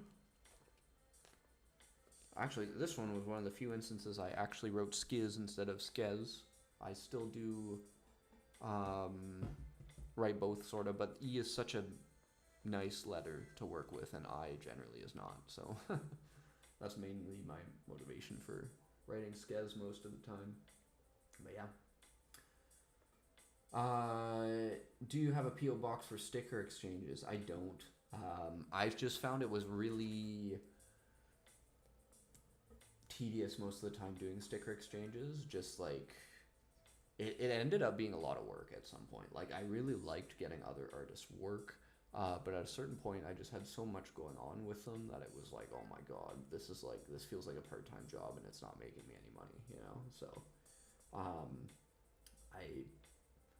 I still sell stickers, but it was just too much work to have a PO box open and that kind of thing. But yeah, I don't know. So this piece worked out? Question mark. The next one, I'm a fan of as well. Actually, like this held up kind of okay. One thing you'll notice, this part of the C comes down way further than every other part of the piece, but if you look at the main parts of each of these letters, it does sort of still curve around. So it's okay to have kind of like little extensions in the spots where there are some. So that one worked out okay. Liked it.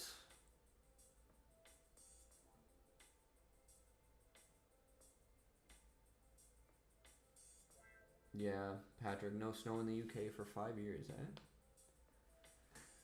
Yeah, the place I grew up, I remember like even as a kid,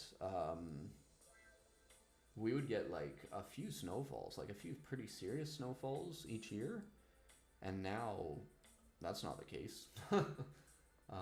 Yeah.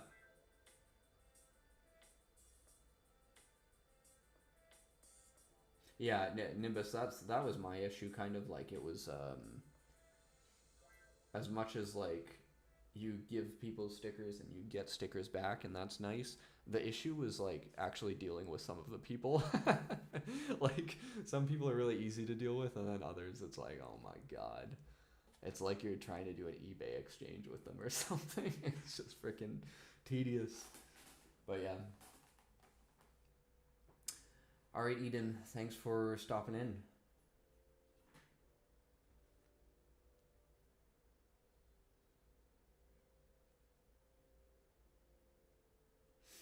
Yeah, I would expect in Manitoba the snow to be not great. I mean, like, as in annoying to deal with. I mean, so these are a couple just one-liner tags. I used to throw this design around a little more. It's okay. I don't know. I don't love this one-liner, so I don't really do it very often nowadays. But yeah. Yeah. This thing was nice. It's nice and simple. I don't know if I painted this or not. I might have painted this somewhere at some point. The quote at the top, if you're looking for revenge, you can start by digging 2 graves. I liked that. I forget where I heard it. I think I heard it from a TV show. I'm pretty sure it's from that really wacky TV show called Cobra Kai, the Kung Fu one. I'm pretty sure it's a quote from there. It's so random. Like, all the quotes I have anywhere in these books are, like, so random. But, yeah.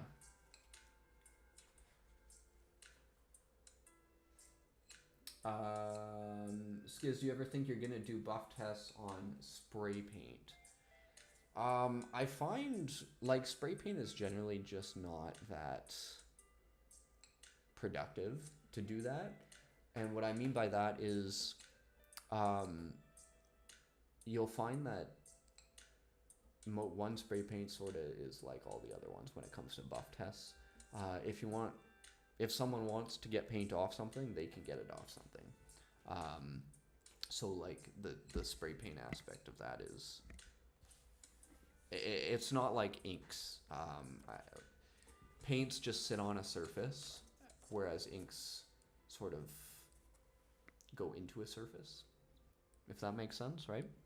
So because of that, they can always be taken off, and that's just sort of how it is. But yeah. Clueless, what's up?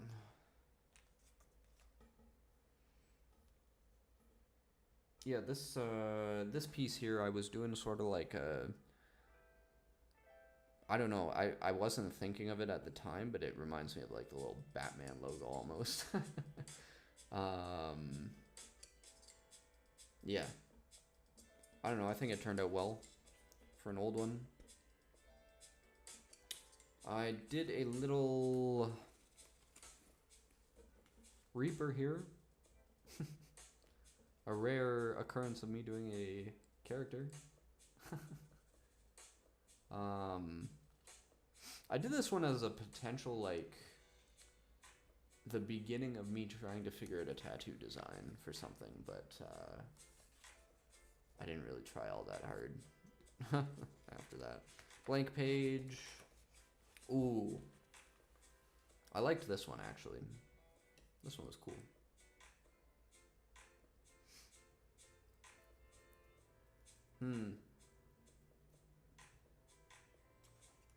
ScizGraff. Yeah, this one,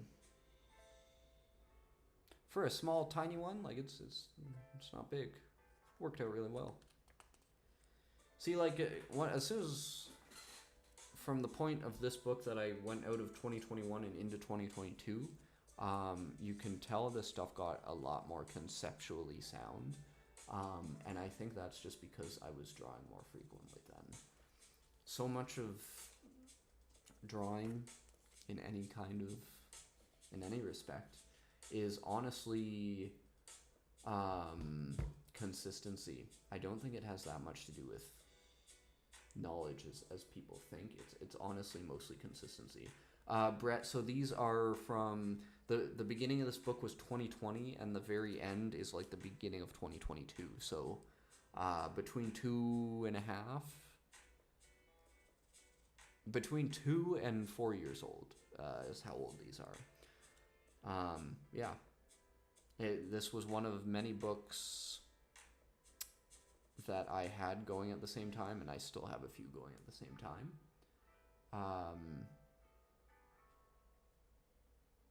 Yeah, but I finished this one. This is one of the only ones I've, like, finished. I have so many that are half full, but that's just how it is, I guess. This one was ScizGraff. I don't know, I tried some wild stuff with this one. I really tried to elevate some parts of this, make it a little more three-dimensional, have a little bit more depth. Yeah.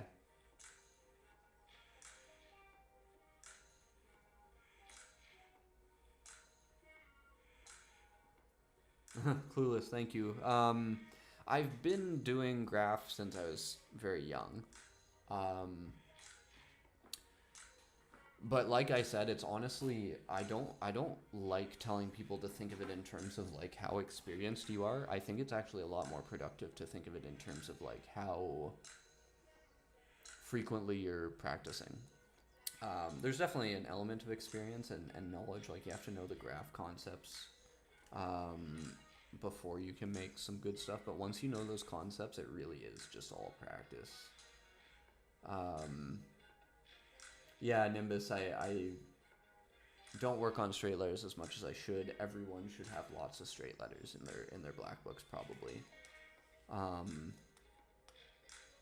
Yeah. Straight letters are so important because if you don't work on them, you can do some more wild stuff, but your straight letters will still look like shit. So so you have to do the straight letters too. Yeah, I didn't do near the end of this book. I was really on a frickin'. I was on some shit. Let me tell you, because all this stuff is like wild as hell.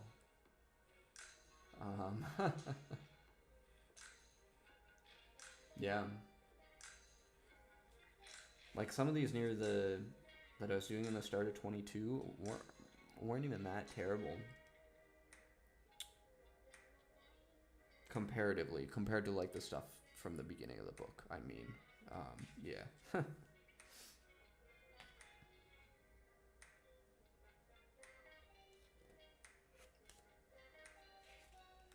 Okay. I did this stuff just with like a red pen, like an actual ballpoint pen. One thing I like to do is if you can work with supplies that are as trashy as like ballpoint pens and make stuff look okay, you will be able to work with all the other fancy graph supplies.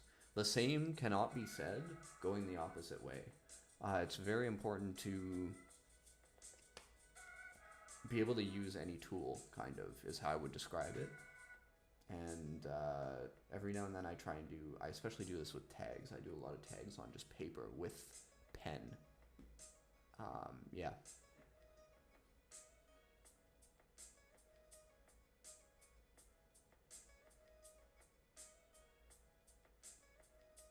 Yeah, Nimbus, that's an awesome thing you're doing. 10,000 hand style stickers. That's absolutely crazy. The good thing about that, and the good thing about committing to doing a kind of practice like that where you're going for quantity, is you don't have to even try and think about what you're doing, really. Like, you can do, oh, this was a stem piece. Oh, god damn it, he's not here anymore. That sucks. But sorry, what I was saying was you can practice like that, and you don't have to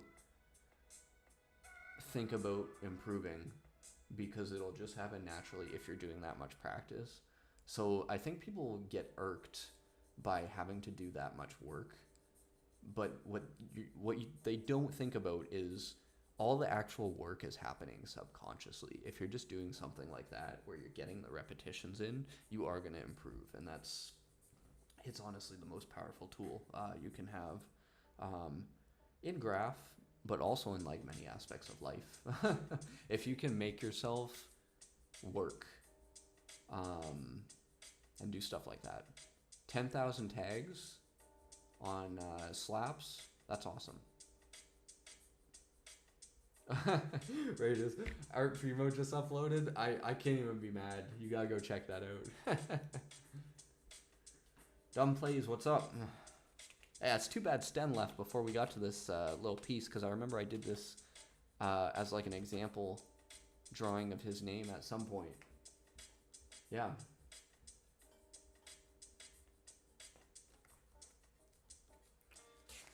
We are... This one's a little more... It's not straight letters, but we calmed down a little bit from like... From, you know, these ones that we were doing. We calmed down with this sketch. Yeah, a little, you know, a little calmer stuff there.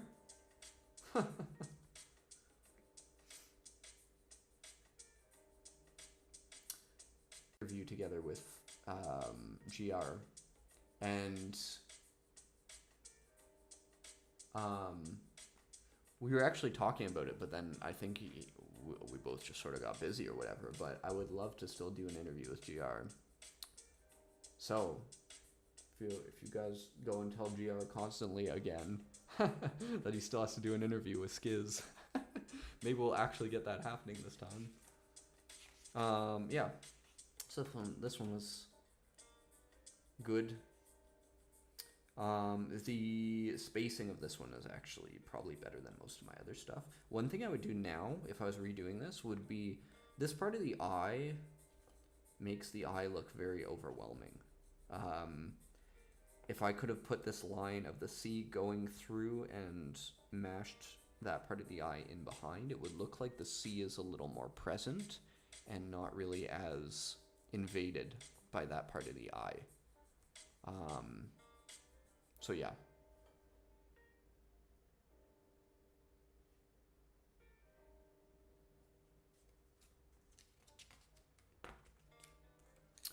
Again, something I started and gave up on here. Yep.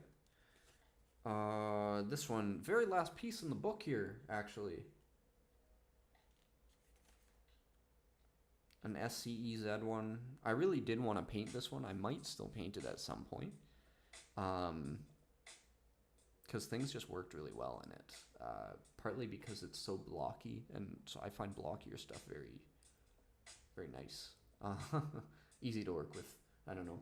Hard to mess up the proportions when you're working with blocky stuff like that. Well, I shouldn't say that. It's always easy to mess up proportions, but it's not terrible.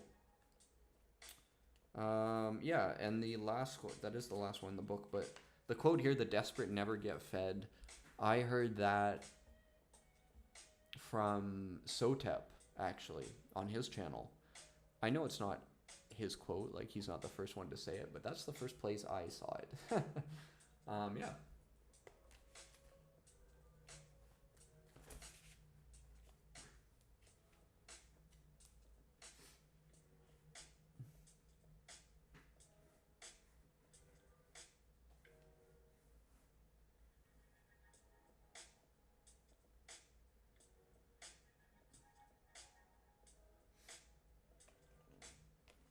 But yeah, we basically got through this book. I can't believe it. That's more than I was thinking we'd get done here.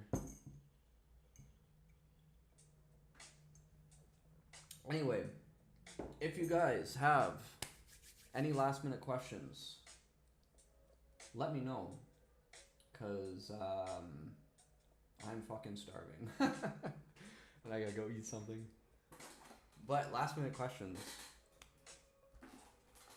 What up? I'm doing good. Yeah. If actually, question for all of you guys. Let me make a poll.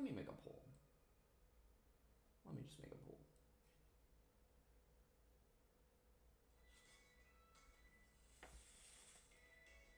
Yeah, thank you, Nimbus.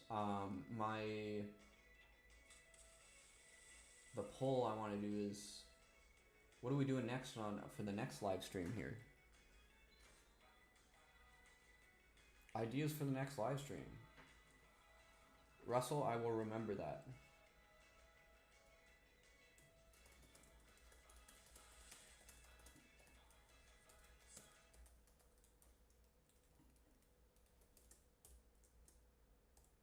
Let me see. Next live stream. Tutorial. Live sketch. I'll actually show up for once and actually do something live sketch related.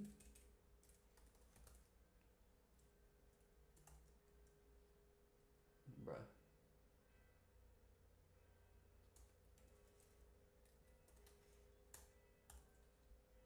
Yeah.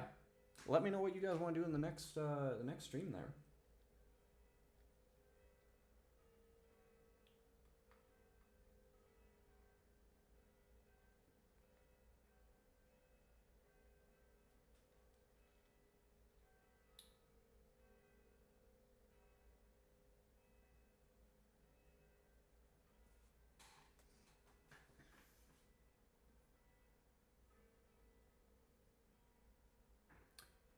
if you're picking other, let me know what you want to see, obviously.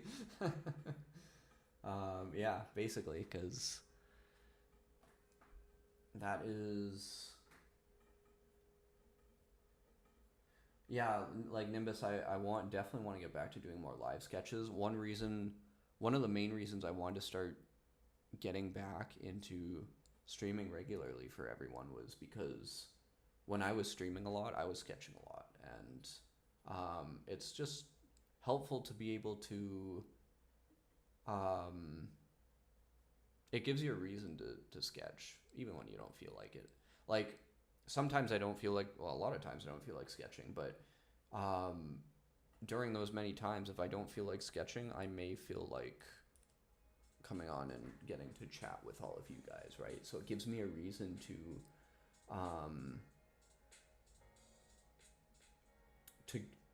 get the sketchbook out still. Yeah, that's sort of where we're at.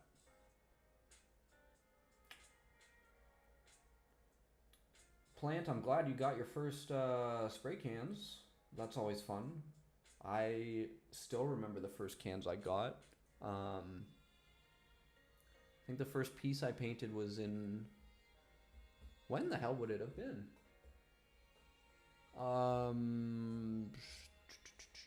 2008 maybe? 2009? Way long ago. But I was lucky. I had... I bought 6 Montana 94 cans at that point. But yeah. Carlos, can Montana...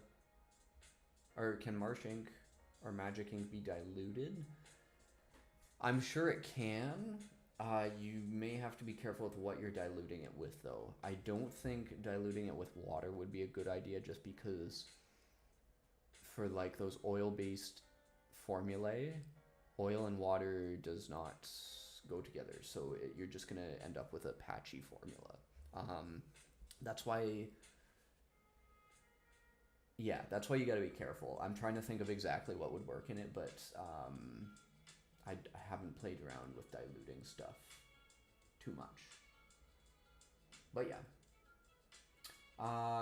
Dumb plays. The Blackbook markers, I mean, honestly, there's all kinds of good ones, right? And the ones that are the best are going to be the ones that just feel the best in your hands and you using them. Yeah, it should be something alcohol-based.